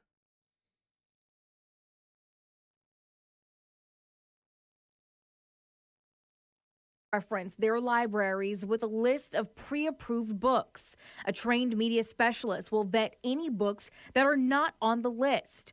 The law requires books to be free from pornography, instruction on sexual orientation or gender identity in kindergarten through third grade, and discrimination in a way that an individual by virtue of his or her race, color, sex, or national origin is inherently racist or oppressive, whether consciously or unconsciously. So the explicit guidelines here, the ones that Republicans are dishonestly fronting as like the good idea, is you can't have these books if they actively promote discrimination, instruct sexual orientation or gender identity, or have pornography. However, obviously, all of these are incredibly vague. And the reason for that is because their actual interest is maintaining a kind of strategic ambiguity where in the future, you will have books that instruct plenty on heterosexuality that don't get you arrested, but if they're gay, you will get arrested. This is very much like this is like the legal structure of the Soviet Union in a lot of ways. The Soviet Union was notoriously legalistic. They kept paperwork on everything. They had an incredibly active, and I say thriving here, not necessarily in a good way, let's say engaged criminal justice system, where there were so many laws and what you could and couldn't do, could or couldn't say, that, to be honest, if you lived in the Soviet Union, you had broken one of those laws, probably multiple. You can't live without having broken those laws. It's just an inevitable part of life. They're naturally unavoidable. They're contradictory. They're mutually exclusive sometimes, but it doesn't matter. And that doesn't matter unless the state decides you're an issue. Maybe you do something that isn't explicitly illegal in the Soviet Union. Maybe you work for the Politburo and you say a couple of off-color remarks. There are a few jokes you make that don't technically flag any laws, but make you look a little bit suspicious. Maybe you're just a lazy worker. And all of a sudden, all of the little things you've done that everyone has done that are illegal technically matter. And the state gets you on those. It's kind of like the whole they got Capone on tax evasion thing, except if the system was set up in such a way that literally everyone automatically did tax evasion unavoidably, and they would just come after you for that if they couldn't get you on the main crime they wanted to get you for. Does that make any sense? A lot of people make jokes about how these laws would like ban a bunch of stuff. It would ban teachers showing off their wedding rings to their heterosexual partners, or like it would ban like talking about childbirth at all because that would involve talking about heterosexual sexual orientation. No, it won't. They will simply not apply the rules in those cases. We are not headed towards a society in which everything is banned because the law says so. We're headed towards a society in which the law says everything is banned, but those who enforce the law do so discriminatorily against the groups they don't like. This is, to an extent, also how Nazi Germany functioned, though less so because they were not as legalistic. It's good and well to point out the hypocrisy, but keep in mind that in their mind there is no hypocrisy. They know they're lying. They're aware of the fact that they're dishonestly fronting these positions as a way of selectively enforcing them, and they don't care. just like sunset laws and Jim Crow laws. Yep, they've done this all the time. There are so many laws that were used to enforce discrimination, if you go back far enough, that technically broadly prohibited like a lot of stuff, you know? I don't know a single teacher who would come across an inappropriate book in their classroom and wouldn't remove it. Educators who violate this law could face a third-degree felony. Duval County Schools announced Monday they're taking further steps to comply with state laws. Covey says he can't blame the school district, but thinks it's punishing students. It's hurting their education. I have a feeling it's a lot to do with No the Fed same posting. as African American studies and in trying to control what kids can and cannot learn. DCPS says the district will soon provide school staff with more specific guidance on the review process. Covey says that a book fair was happening at his kid's school while those books in the library were being removed. DCPS says... Why are they complying? Because they could be arrested if they don't and be hit with a third-degree felony. Didn't you hear? Once a book is deemed appropriate, it's going to be added to a public database that the community and parents will have access to. That's where they can see each book that will be available to their kids. So, in more literal terms, they are actually unironically creating a whole ministry of truth. This is the approved book list. Like this is sincerely a template model of the highest level of authoritarianism present here. Full on, you will be arrested if the materials that you have in your possession do not comply with our limited state registry. But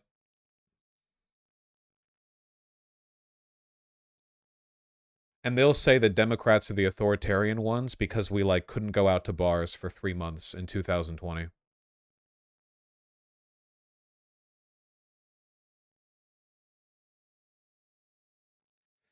Is a felony charge for distributing banned books unconstitutional? Well, it would be a felony charge for displaying them in schools at this point. When do we get to Fed Post? Never. As for whether or not any of this is unconstitutional, the God's honest truth is that the Constitution is also incredibly vague and up to interpretation, and you'll never guess who the current interpreters are by a 6-3 margin.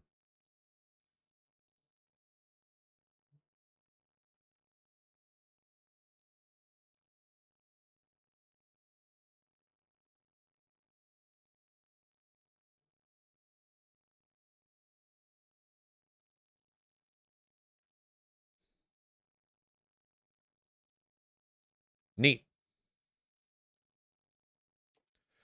The Dems in Massachusetts are pushing a bill to let prisoners donate their organs to get time off their sentence. That is exactly the kind of pro-prisoner advocacy I would expect from Democrats. Thank you.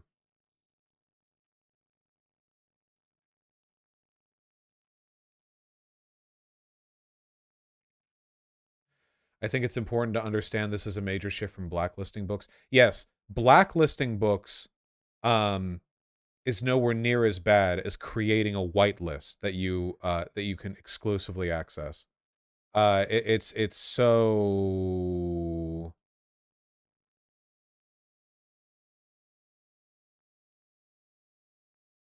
much worse.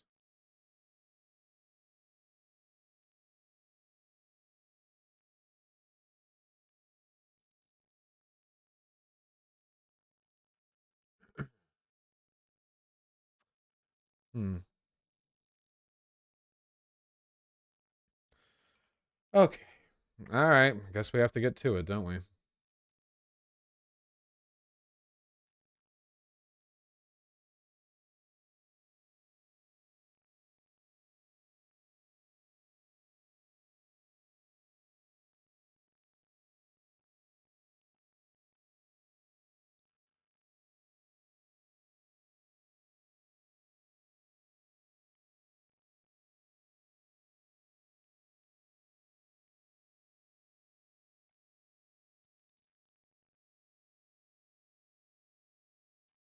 All right.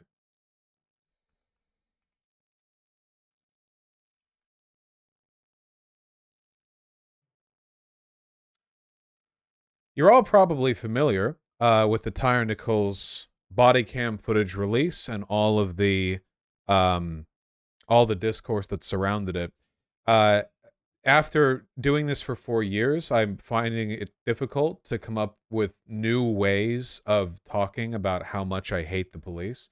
Though in this case, there's kind of a specific angle to the situation that makes it, I guess, a little bit more worthy of looking into. So a bunch of people on YouTube, I'm sure, are going over the extent of the violence that was inflicted. Tyre Nichols? Not Tyre? Is it Tyre or Tyree? Tyree. That makes more sense. Yeah, Tyree. That makes more sense. Did I not say Tyree? Tyree? Yeah. Tyree. Yeah, okay. Thank you. The emotes. Cracker moment? That's true. This is an edited, cut together bit of body cam footage from Tay Zonde. That's the Chocolate Rain Man of Fame, where things are pulled together for clarity. I encourage anyone who's interested in looking into this to find the footage and look at it in its entirety. Unfortunately, there's really not that much of value to look at here for 2 reasons. First of all, the footage is unimaginably cruel. And second of all, I genuinely don't even know if I can show it on YouTube. Really, I don't. I would test the limits of the platform, giving it a shot. They're just murdering him. That's it. It's not, there's no ambiguity. There's no, oh, maybe it's this or that. He was attacked, harassed, beleaguered by one set of cops who he fled from, and then another group of cops came over and beat him to death. There was no ambiguity at all. Completely straightforward. That's it, really. It went on for a while. There's just, I could look at it and say, hey, this is bad, while it happens. You're gonna have to find it yourself. You can. It's been posted on YouTube, and videos covering it have 100K plus views. Yeah, trust me. Stuff being posted on YouTube does not mean it's safe to post on YouTube. You know, there's naked yoga on YouTube, but if I flashed 3 minutes of pussy on screen, I'd probably get in trouble for that too. Not worth the risk, and also not worth the analysis. It was bad. If you want a summary of the situation, in the most... What? There. In the most neutral language they can muster. Officers tased, pepper sprayed, and brutally beat 29-year-old Tyre Nichols during a January 7th traffic stop. The footage split into 4 videos. Police can be heard yelling at him to get out of his car and forcibly removing him from the car. The video has been described by law enforcement and attorneys for Nichols' family as absolutely appalling, alarming, and unconscionable. It's so bad that the governor denounced it, didn't they? Or was it the mayor? Videos show officers kicking Nichols at least twice in the face, striking him at least 3 to 4 times with a baton in the upper body area, punching him at least 4 times the face, punching him at least 2 more times the upper body area, and kicking him at least twice in the abdomen. First video is around 11 minutes, goes on for a while. The second video, about 30 minutes long, is taken from a Skycop camera at Castlegate and Bear Creek Lane. 2 officers violently pushing him to the ground as he tries to turn over. Then a third officer appears to kick him multiple times in the face. They beat him to death. It's, yeah. Not much to it beyond that. What I do want to talk about, Memphis police officer calls Tyre Nichols beating fun. What's that? Oh, well, hold your horses. And get me in trouble here. What did I just say? Man, hell.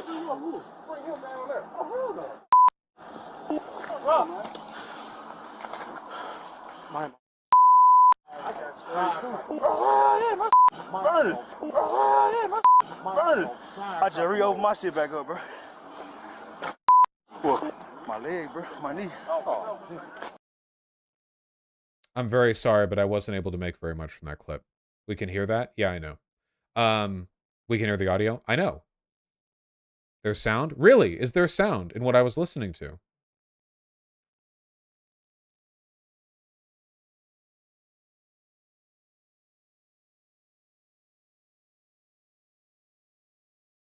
He's saying my shit is burning because of the pepper spray. Not that was fun. I couldn't even make out what he was saying there. Stop with the links. I want to talk about this.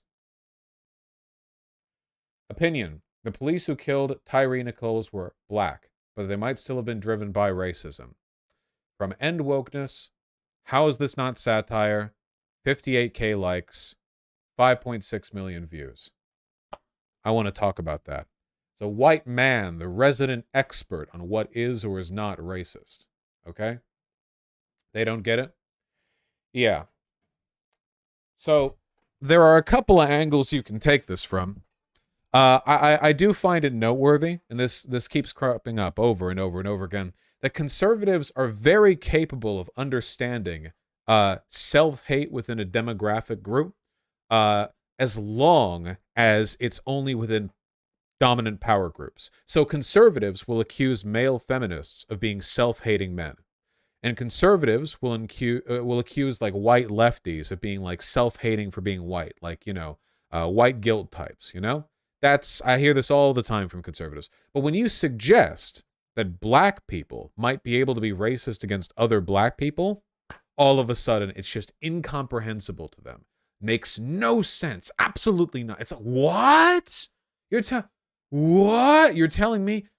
What? It makes no sense to them. It's beyond their comprehension. But that's an obvious point to make.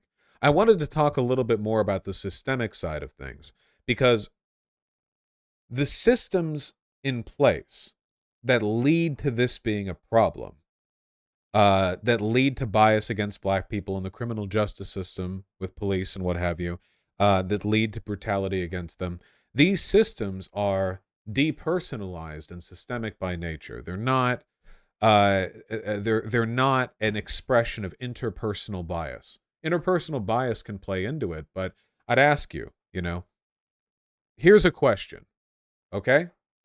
Now, if we're back in the 1930s, in the Jim Crow South, in a very black area, right? Let's say somebody there suffers an injury, and after that injury is suffered, you know, the hospital is called to try and bring him an ambulance to carry him away. But it takes ages for them to get there because the area they're in is, you know, a very underserved black community, very poor, very rural. There are other rural areas that are poor around the country that have closer access to medical care, and it's pretty undeniable that the reason why it takes a while for them to get any kind of systemic help is because it's a black area. If that man dies, did he die of racism? Was racism a factor in his death? Assuming, maybe not guaranteed, but at least systemically, probabilistically, there's a decent chance that if he was white and in a white area, that he would have been able to get care in time. I think it's fair to say that. See, this is one of the issues with systemic analysis. It's very rarely do you get to apply these denunciations to case-by-case situations, right? So, for example, violence against women. Violence against women is bad, unless they're already hitting you, I guess. I don't know. Play it by ear, okay? Be responsible, fellas. Don't go crazy. Now, violence against women is often considered to be kind of like a specific category because most violence, of course, is in between men. If we're talking about assaults and murders and what have you, we have violence against women in a kind of implied they didn't deserve it category, which is not always the case, but often is. You know, when we're talking about violence against women, we're not talking about like a 50-50 coin flip on whether the woman was like doing some violence herself and deserved it or whatever, or was being defended against. It's pretty straightforward in a lot of cases, but not in every case, you know? If you have a domestic dispute which leads to a violence against a woman, how often can you fairly claim that the violence done against her was a product of misogyny or chauvinism? Like, I think we normally kind of agree that wife beaters are misogynistic, but we know that's not like necessarily the case, right? You could conceive a situation where a person is violent in a way which is completely impartial to the gender of the, like, they could be a generally anger-prone person, and they have a wife, so the wife is around them and thus the predominant victim of their abuse. But it's not like a necessarily gendered thing in the way it presents or represents. Yeah, they could be gay and have a male partner and act the same way in terms of their violent tendencies. So is that misogynistic, that specific instance? Well, probably not interpersonally. But when we talk about violence against women broadly, we are talking about misogyny, aren't we? This is the problem with talking about any kind of broad social trend, where you have systems that might contribute disproportionately to certain outcomes, but getting an analysis on what everyone was thinking, feeling, believing in any specific situation, and then seeing if it applies there, that's a lot harder than the broad analysis. The reason I'm harping on about this is because I want to make it perfectly clear that this situation right here, the death of Tyre, was a racism issue. Even if not one of these 5 men is a self-hating black guy, even if not 1 in 5 is like, it harbors some kind of like implicit bias. And mind you, there's a decent chance they do. Survivorship bias is pretty common in black people who make it out of the ghetto. And I have noticed that a lot of those black people have some often very condescending attitudes towards black people who stay in the ghetto because they grew out of it and they remember all the bad days they had in the ghetto and they think, well, I was able to get out of it. So those other folk who didn't, well, that means that they're the bad ones, you know? And some of them cozy on up to white people who say they're one of the good ones because they got out of that situation, and so on and so on. So in ways, you can have a kind of like internalized self-hatred or a survivorship bias that manifests as racism. Oh, immigrants do this all the time. That's true, Holic Master. But I say it again, even if this was not the case for any of these 5, even if the cruelty and violence of these 5 guys right here was entirely like a race neutral thing, there's like, it could have been anyone, you know, there's nothing here that is specifically about their race or the race of Tyre. I still think you can fairly say that this situation was a product of racism. And that's the case for systemic and demographic reasons, you know? The situation in which we live today, with regards to our criminal justice system and the way our police behave, is one shaped fundamentally by racism, you know? They talk about how the origins of police in America, you can trace them all the way back to slave patrols that would, slave catchers, who would patrol the edges of the Mason-Dixon line or any state that had slavery and try to catch people running away so they could sell them for ransom back or just bring them back, you know, to the plantation they ran away from.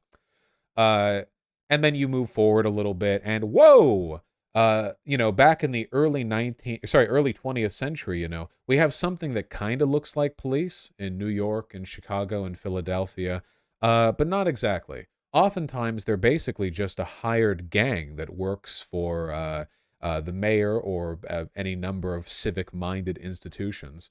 For a while, police were just a kind of colloquial local gang that represented the interests of the electorate. You know, they weren't they weren't like a standardized, institutionalized force like gangs of New York. Like gangs of New York. I mean, you can imagine it kind of like the difference between having a police department with its own set of laws, regulations that are both state and federally, like, you know, controlled, and having the mayor literally just have like a side department, you know? You would literally have police, and they were just like the guys, you know what I mean? Like you'd have the mayor, and mayors back in Philadelphia in like 1908 or whatever were insanely corrupt for the most part, you know, you know, Tammany Hall shit.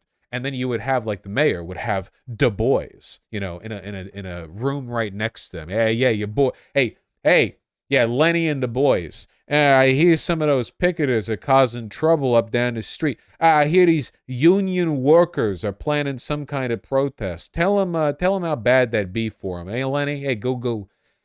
It sounds like a joke, but unironically, that is actually they were the goon squad. Exactly, they were the goon squad. They were gooning before it even became a kink. Can you believe it? Over time, this got more institutionalized. But one of the biggest jobs of the police have always been maintaining class and social distinctions. So, keeping poor people out of wealthy people's neighborhoods, keeping black people out of white people's neighborhoods. This has always been a big part of what the police do and have done.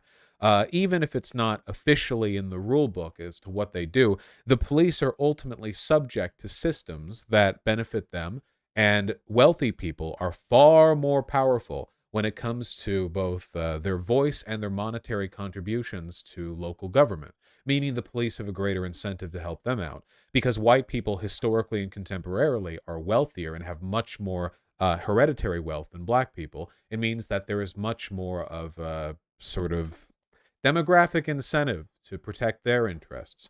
And what this means is that redlining, that is to say, the practice of sort of cordoning different ethnic and racial groups into different parts of the city, often by banks selectively denying loans and mortgages based on where they wanted to set up shop and have a house. Redlining was not just a product of zoning laws and bank bias. It was also directly enforced by the police. The police made an active effort to do this and still do to this day. You all ever seen this? This was done right before I was born. Hold on. National Guard, LA riots, Beverly Hills.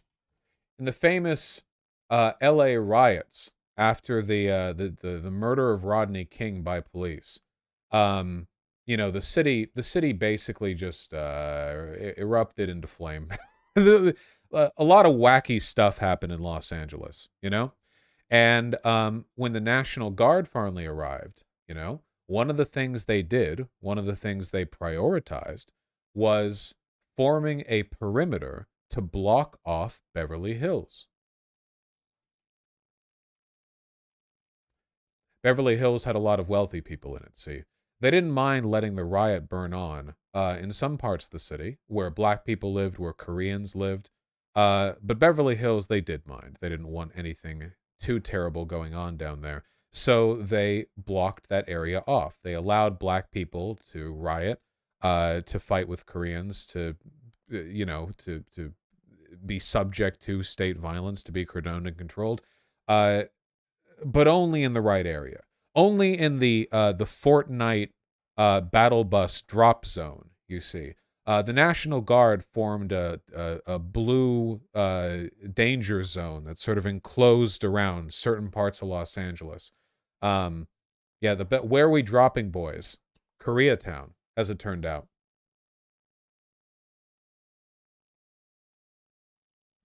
Sorry. I was looking for a good picture. I couldn't find the one I was thinking of. There's a famous photo of them blocking off a part of Beverly Hills. I think you can see the sign right next to them. I wasn't able to find it with some cursory Google searching.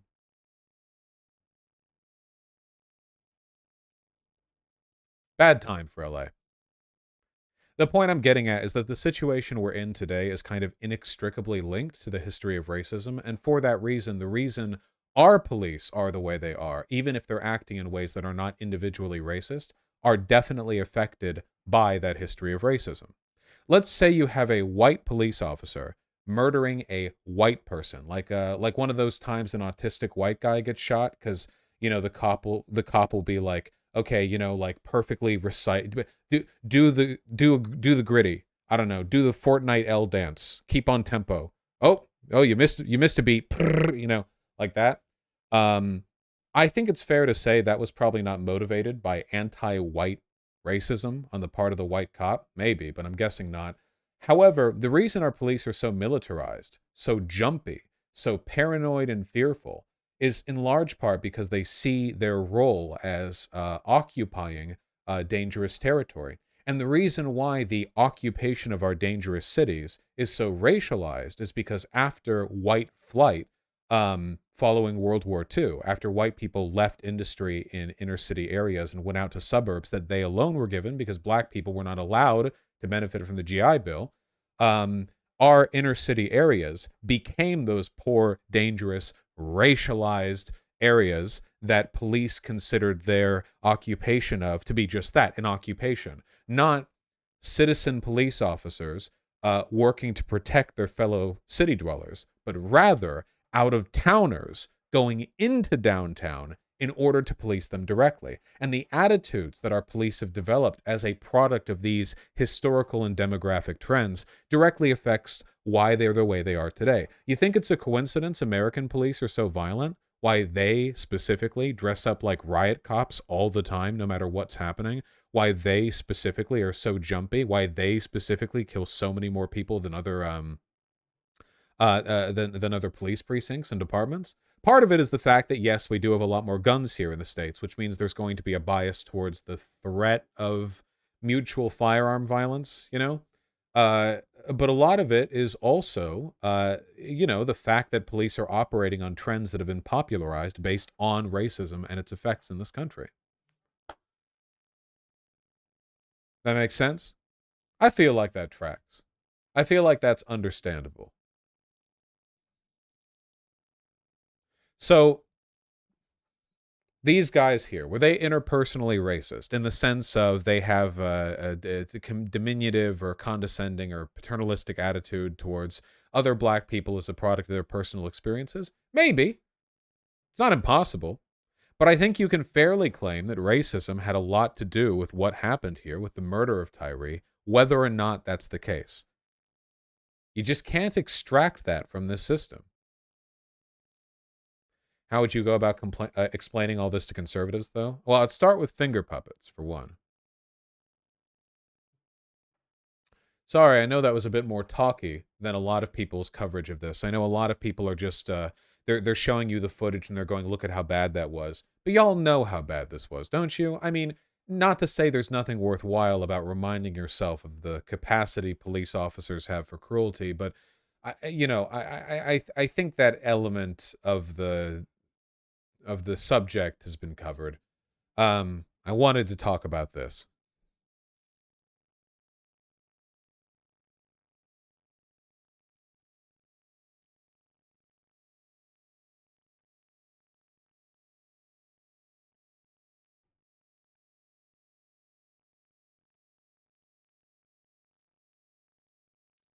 Don't forget policing today came from slave catchers. I wouldn't forget that. You would know that if you listened to the beginning of all this.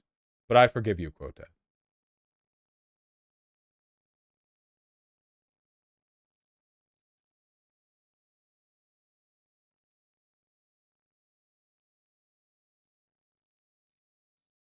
All right. Let me read donos. I've got a kitten I want to play with. Beefless stew with the $5. Anything to say about how today's legacy of police brutality connects back to the American mythology of sheriffs, bounty hunters, and Western tropes? Yeah, there is a big extent to that, I think. Though I don't think I know as much about that. Yeah, I think I would have to like read up on that a little bit. I don't know. I know there's a line there, but I'd need to think about it or at least get a couple of pointers on it. Really develop my position. The Marxist Mark, thank you so much for the $35. I really appreciate that. Having a father, a black man who hated poor black people was an interesting experience growing up. Love what you do. Keep it up. Yeah, thank you. I really appreciate that. Yeah, survivorship bias and in-group bias like that are unfortunately not at all uncommon. Yeah. Jason Ray, thanks the 2 consecutive $5 donos. If Bernie had voted against the crime bill, this guy would have called him a woman hater for the Violence Against Women Act going down. Yeah. Well, no winning. Terry Garcia, thanks the $1. MXRO, thank you for the $4. Jason Ray, thank you for the $5. Really appreciate that.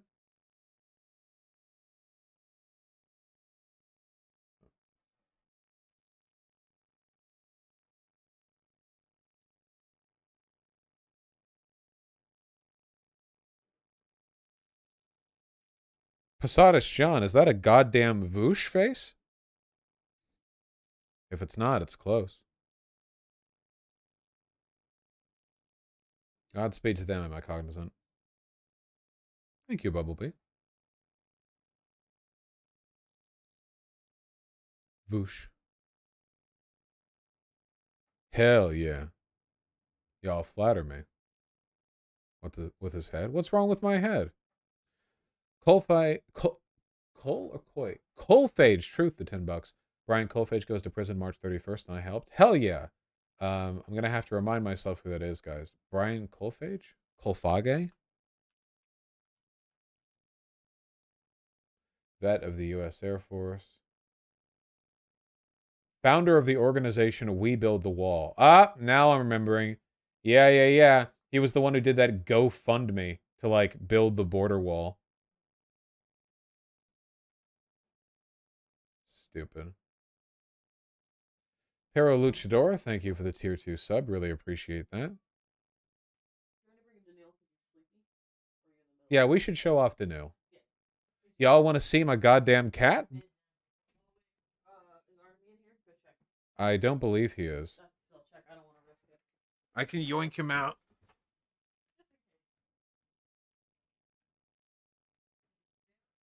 He's not here.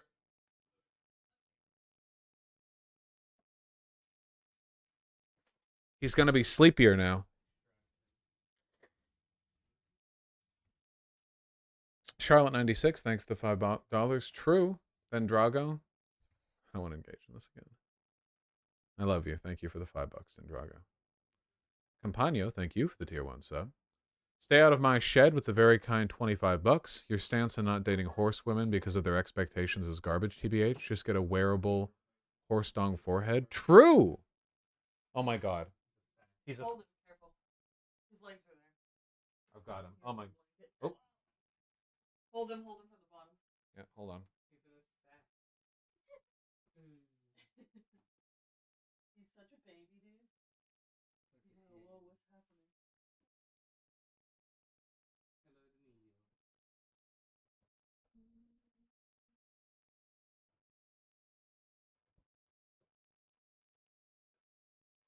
I love him so much.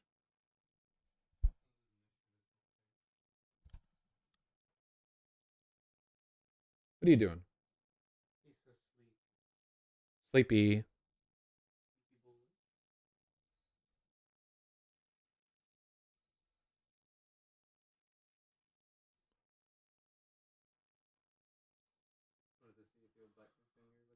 He's too eepy.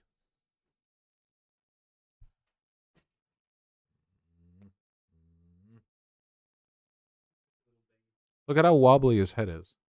Wobble.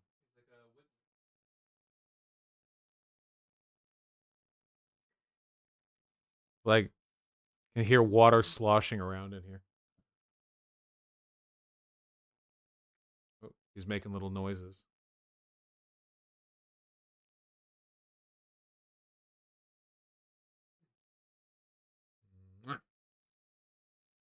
Love him. Hold him like a baby. Here. There we go.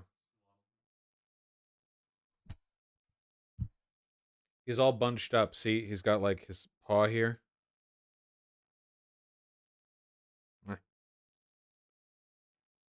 Support the head. He's fine. He's just stupid.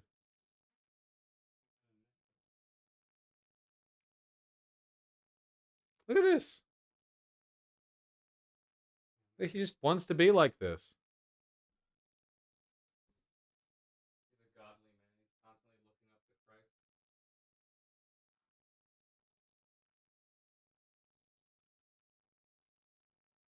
Oh.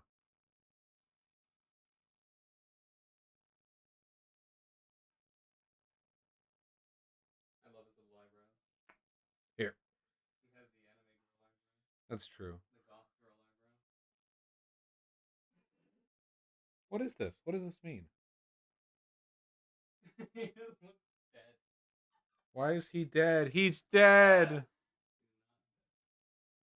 He's more alive than any of us.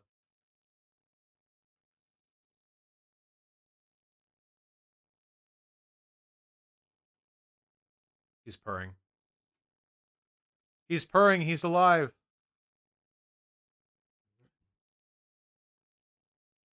Where? Yeah.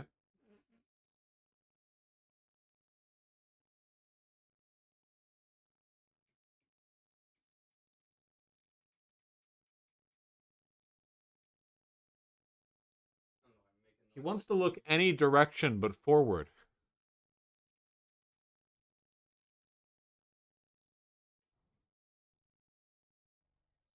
Sorry, he purrs too quietly for the mic, guys.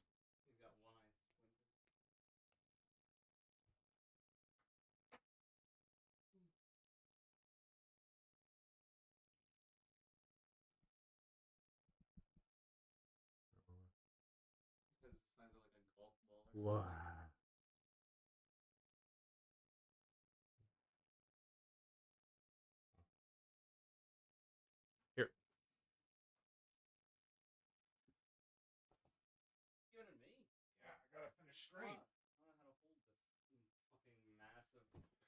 There are lots of ways to hold him at 2 pounds. Godspeed. Why was he wrapped up? Because he's sleepy. He's cozy. How are Artemy and Pigeon taking to him? They hate him right now, but that's okay. They'll get used to him. What kind of breed? Devin Rex.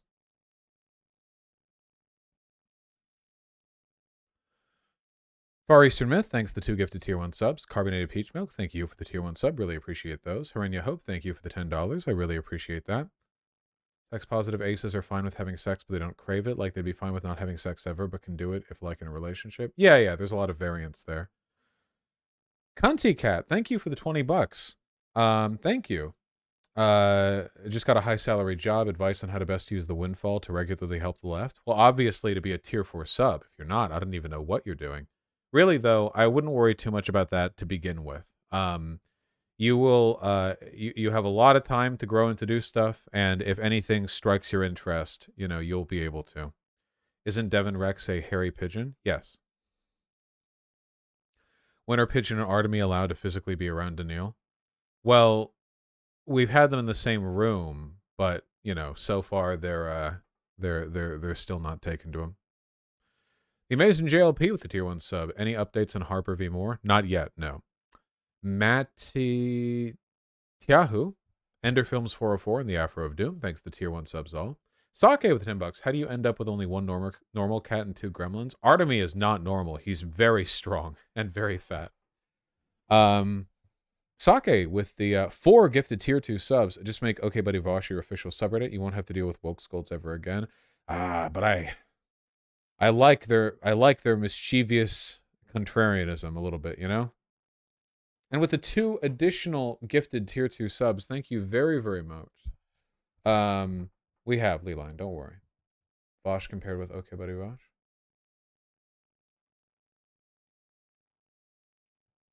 True.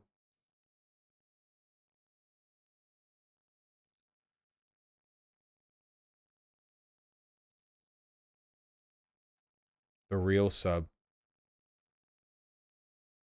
Soon. Iron your goddamn flags, you fuck. It would look so much better if you just... I love this. It's very cute. We'll do an OK Buddy Vosh soon. Yeah, we'll cover the Iran thing probably tomorrow. Lord Lightbug, thank you for the $5. Congratulations on making your first game, making it all the way to alpha. That's fantastic. Keep it up. Charlotte96, thank you for the $5. Maybe. D Quinn, thank you for the €2. 2D Siggy, thanks for the tier 1 sub. They're lost. Sue Ellen Smith, thank you for the 3 Australian. Always love your critical analysis of issues. Thank you. I really appreciate that. Cursed Galatea with the 5 Canadian. Fellaway Friends is a cat calming scent you can buy to reduce aggression. We use it when our cats go to the vet and then act like they're strangers after. Oh, gotcha. Yeah, I wonder. I just,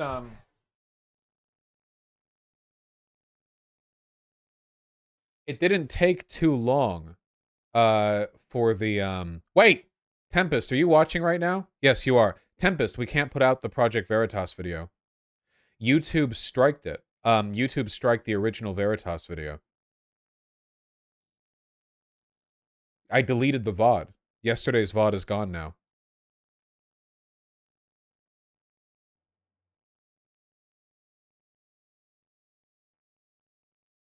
That's YouTube for you. Can we talk after stream? I have some work I need to get done. What is it? Is it for what segment we put up?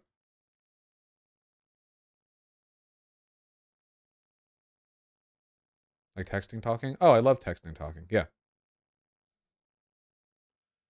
Cunty Cat with the $10. I wonder if the Bad Faith logo was ever on her side of the screen before she realized what it would look like.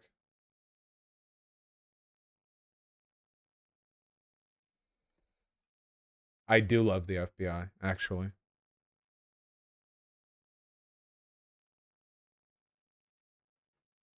I guess the Bad Faith logo used to be over Virgil, Texas. And Narya16 with the $5. Chat, take a look at this link, wikipedia.org/wiki/Pelian Principles. If you read about it, you'd be outraged the USA never adopted it. Things on ethical police forces. Huh, I could give that a look sometime.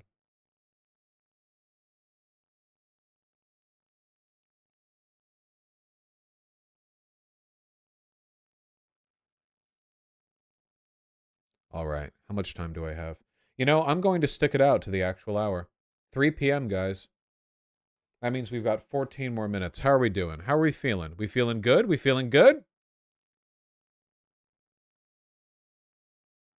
We feeling active and engaged? Do we be rootin'? Do we be tootin'? Do we be shootin'? That mushy brain tanky person is going after Keffels now?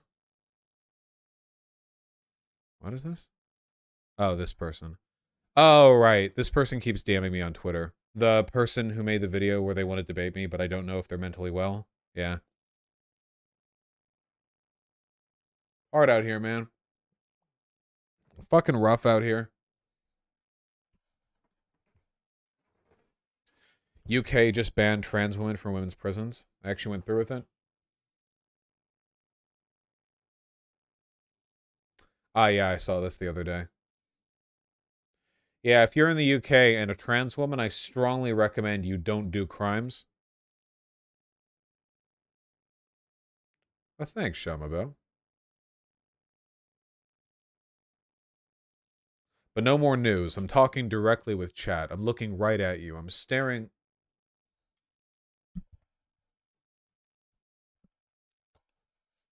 Hi. How you doing? Been a while since we talked like this. We doing all right? How we doing? Do any of you have any stomach aches? You're being very brave about it.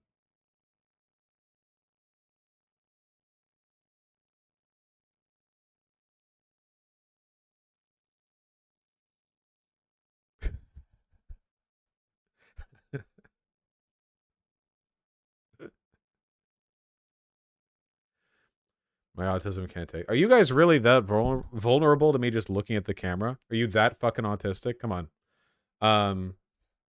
Please never take off your glasses again. What is wrong with you people? Hold on. I'm just gonna guess what's going on in chat. I don't know. Wow, somebody just complimented me in chat. That was so nice of you. Thank you so much. Oh my goodness. How am I autistic while maintaining eye contact? Well, first of all, I have no trouble doing that in real life. And second of all, I'm looking at a camera. Weather's looking nice, huh? Haha. Yeah.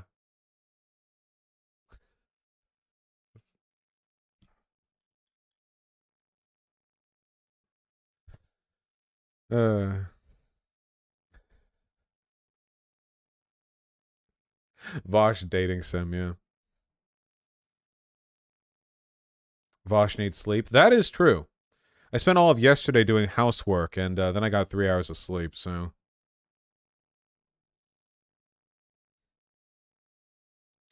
Yeah, Republicans really do be fascists, I'm afraid, Lena Lux. We'll see how things go, I guess. Vote night with tier 1 sub. Asexual sluts who love sex in chat rise up. That's true. Many such cases.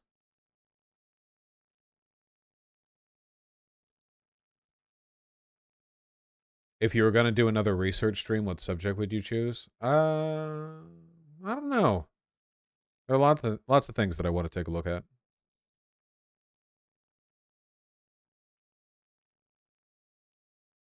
I'm liking Bayonetta a lot.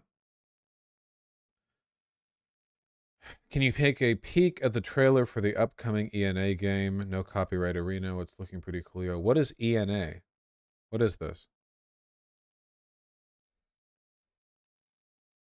What game is this? ENA? I don't even know about this franchise.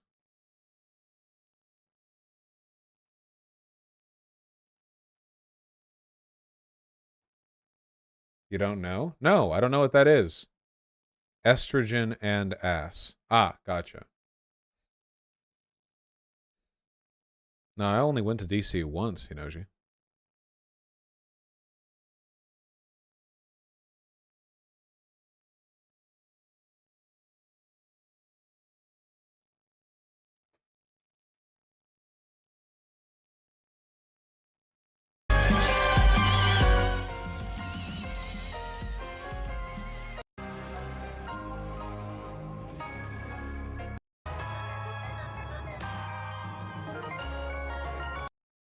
Seems like it has a lot going on.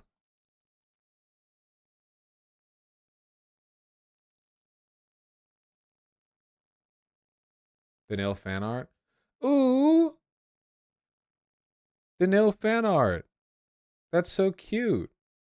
That was from this is from Burnt Singularity on the Reddit. Look at him. Look at his angy eyebrows. This is actually from 6 days ago, so it's from the pictures that I posted on Twitter.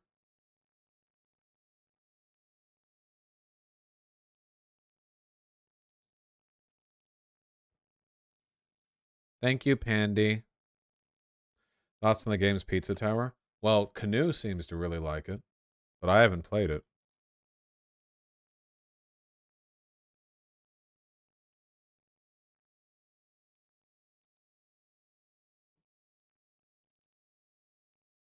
Research the Federal Reserve. Oh god, I'm going to turn into one of those nerds.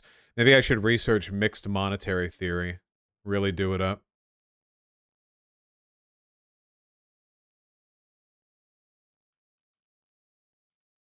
Regrow my virginity. Don't turn into SDL. True! I can't know too many things. It'll turn me into a goddamn nerd.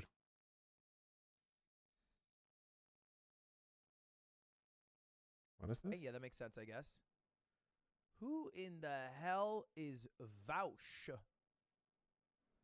In public is that you don't have. That's a weird and I hearing. don't feel like public architecture should be challenging. Wait, it's not sorted by viewers. Vaush has 6,600 viewers. How the fuck does this work then? Why is Vaush number 3? Hell yeah, that's what I'm talking about. That was from a while ago. Still have the goddamn ear bandage.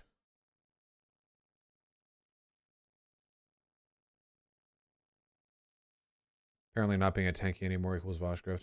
Oh, there are some people who are angry at Keffels because she doesn't do any like tanky Stalin defending bullshit or whatever. The Vosh grift. That's true. I pay her a lot for her time. Have you seen the results of the Czech presidential election? Really good stuff. No? Hey, that's not... Whoa, this dude's fucking handsome. Champagne flows as former general defeats billionaire populist rival Andrzej Babis in largest margin in the country's history. A former senior NATO commander. Oh my god. Literally, like, least handsome NATO commander here.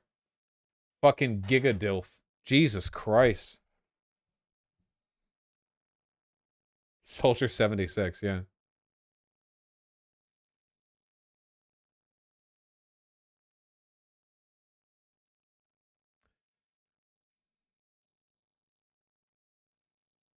God damn. Won against Andrzej Babis with 58% of the vote. Oh, God, no wonder he won. Holy shit. Physiognomy check.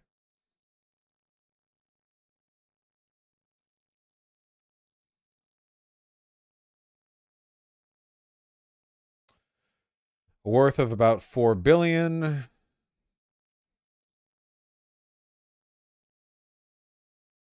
Allegations of EU subsidy fraud.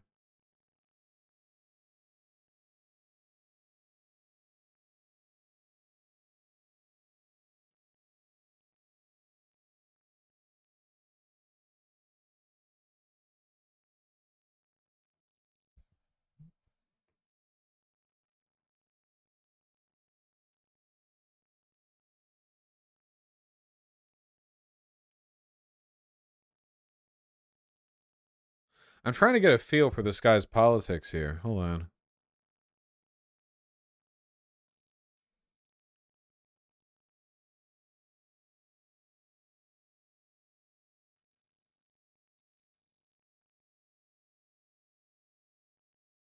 You're looking at the loser right now? Yeah, I know that.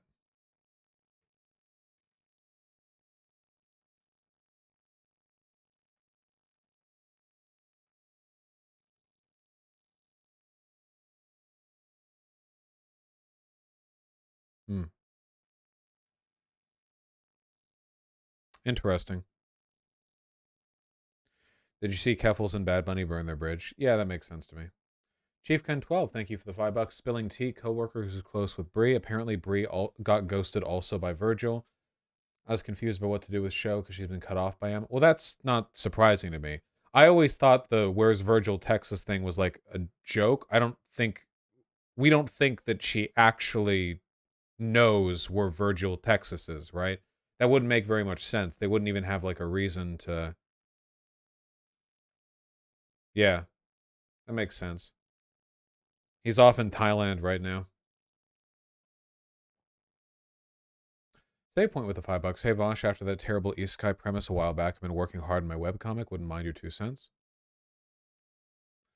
Well, you just linked me to the front page of ArtStation.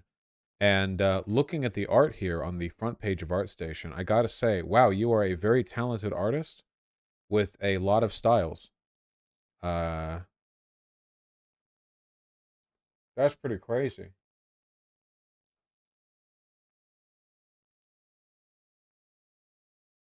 So yeah, I buy it. All right, you goofy goobers. Banger Bleach OST show chat. No, that's DMCA. I love you all very much. I will stream tomorrow. I have to head out. I have some work that I need to get done before the shops close. You're all beautiful people. And to anyone who's upset with me about my previous positions on asexuality, just remember that I'm also ace, and don't gatekeep me. Also, I love you. Let me throw you all over to...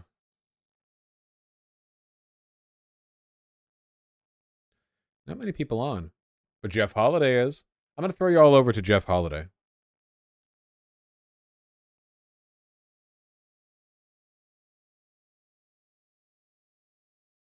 Have we really never hosted at Jeff Holiday before off the website? Host, Twitch, Real Jeff Holiday. Good luck!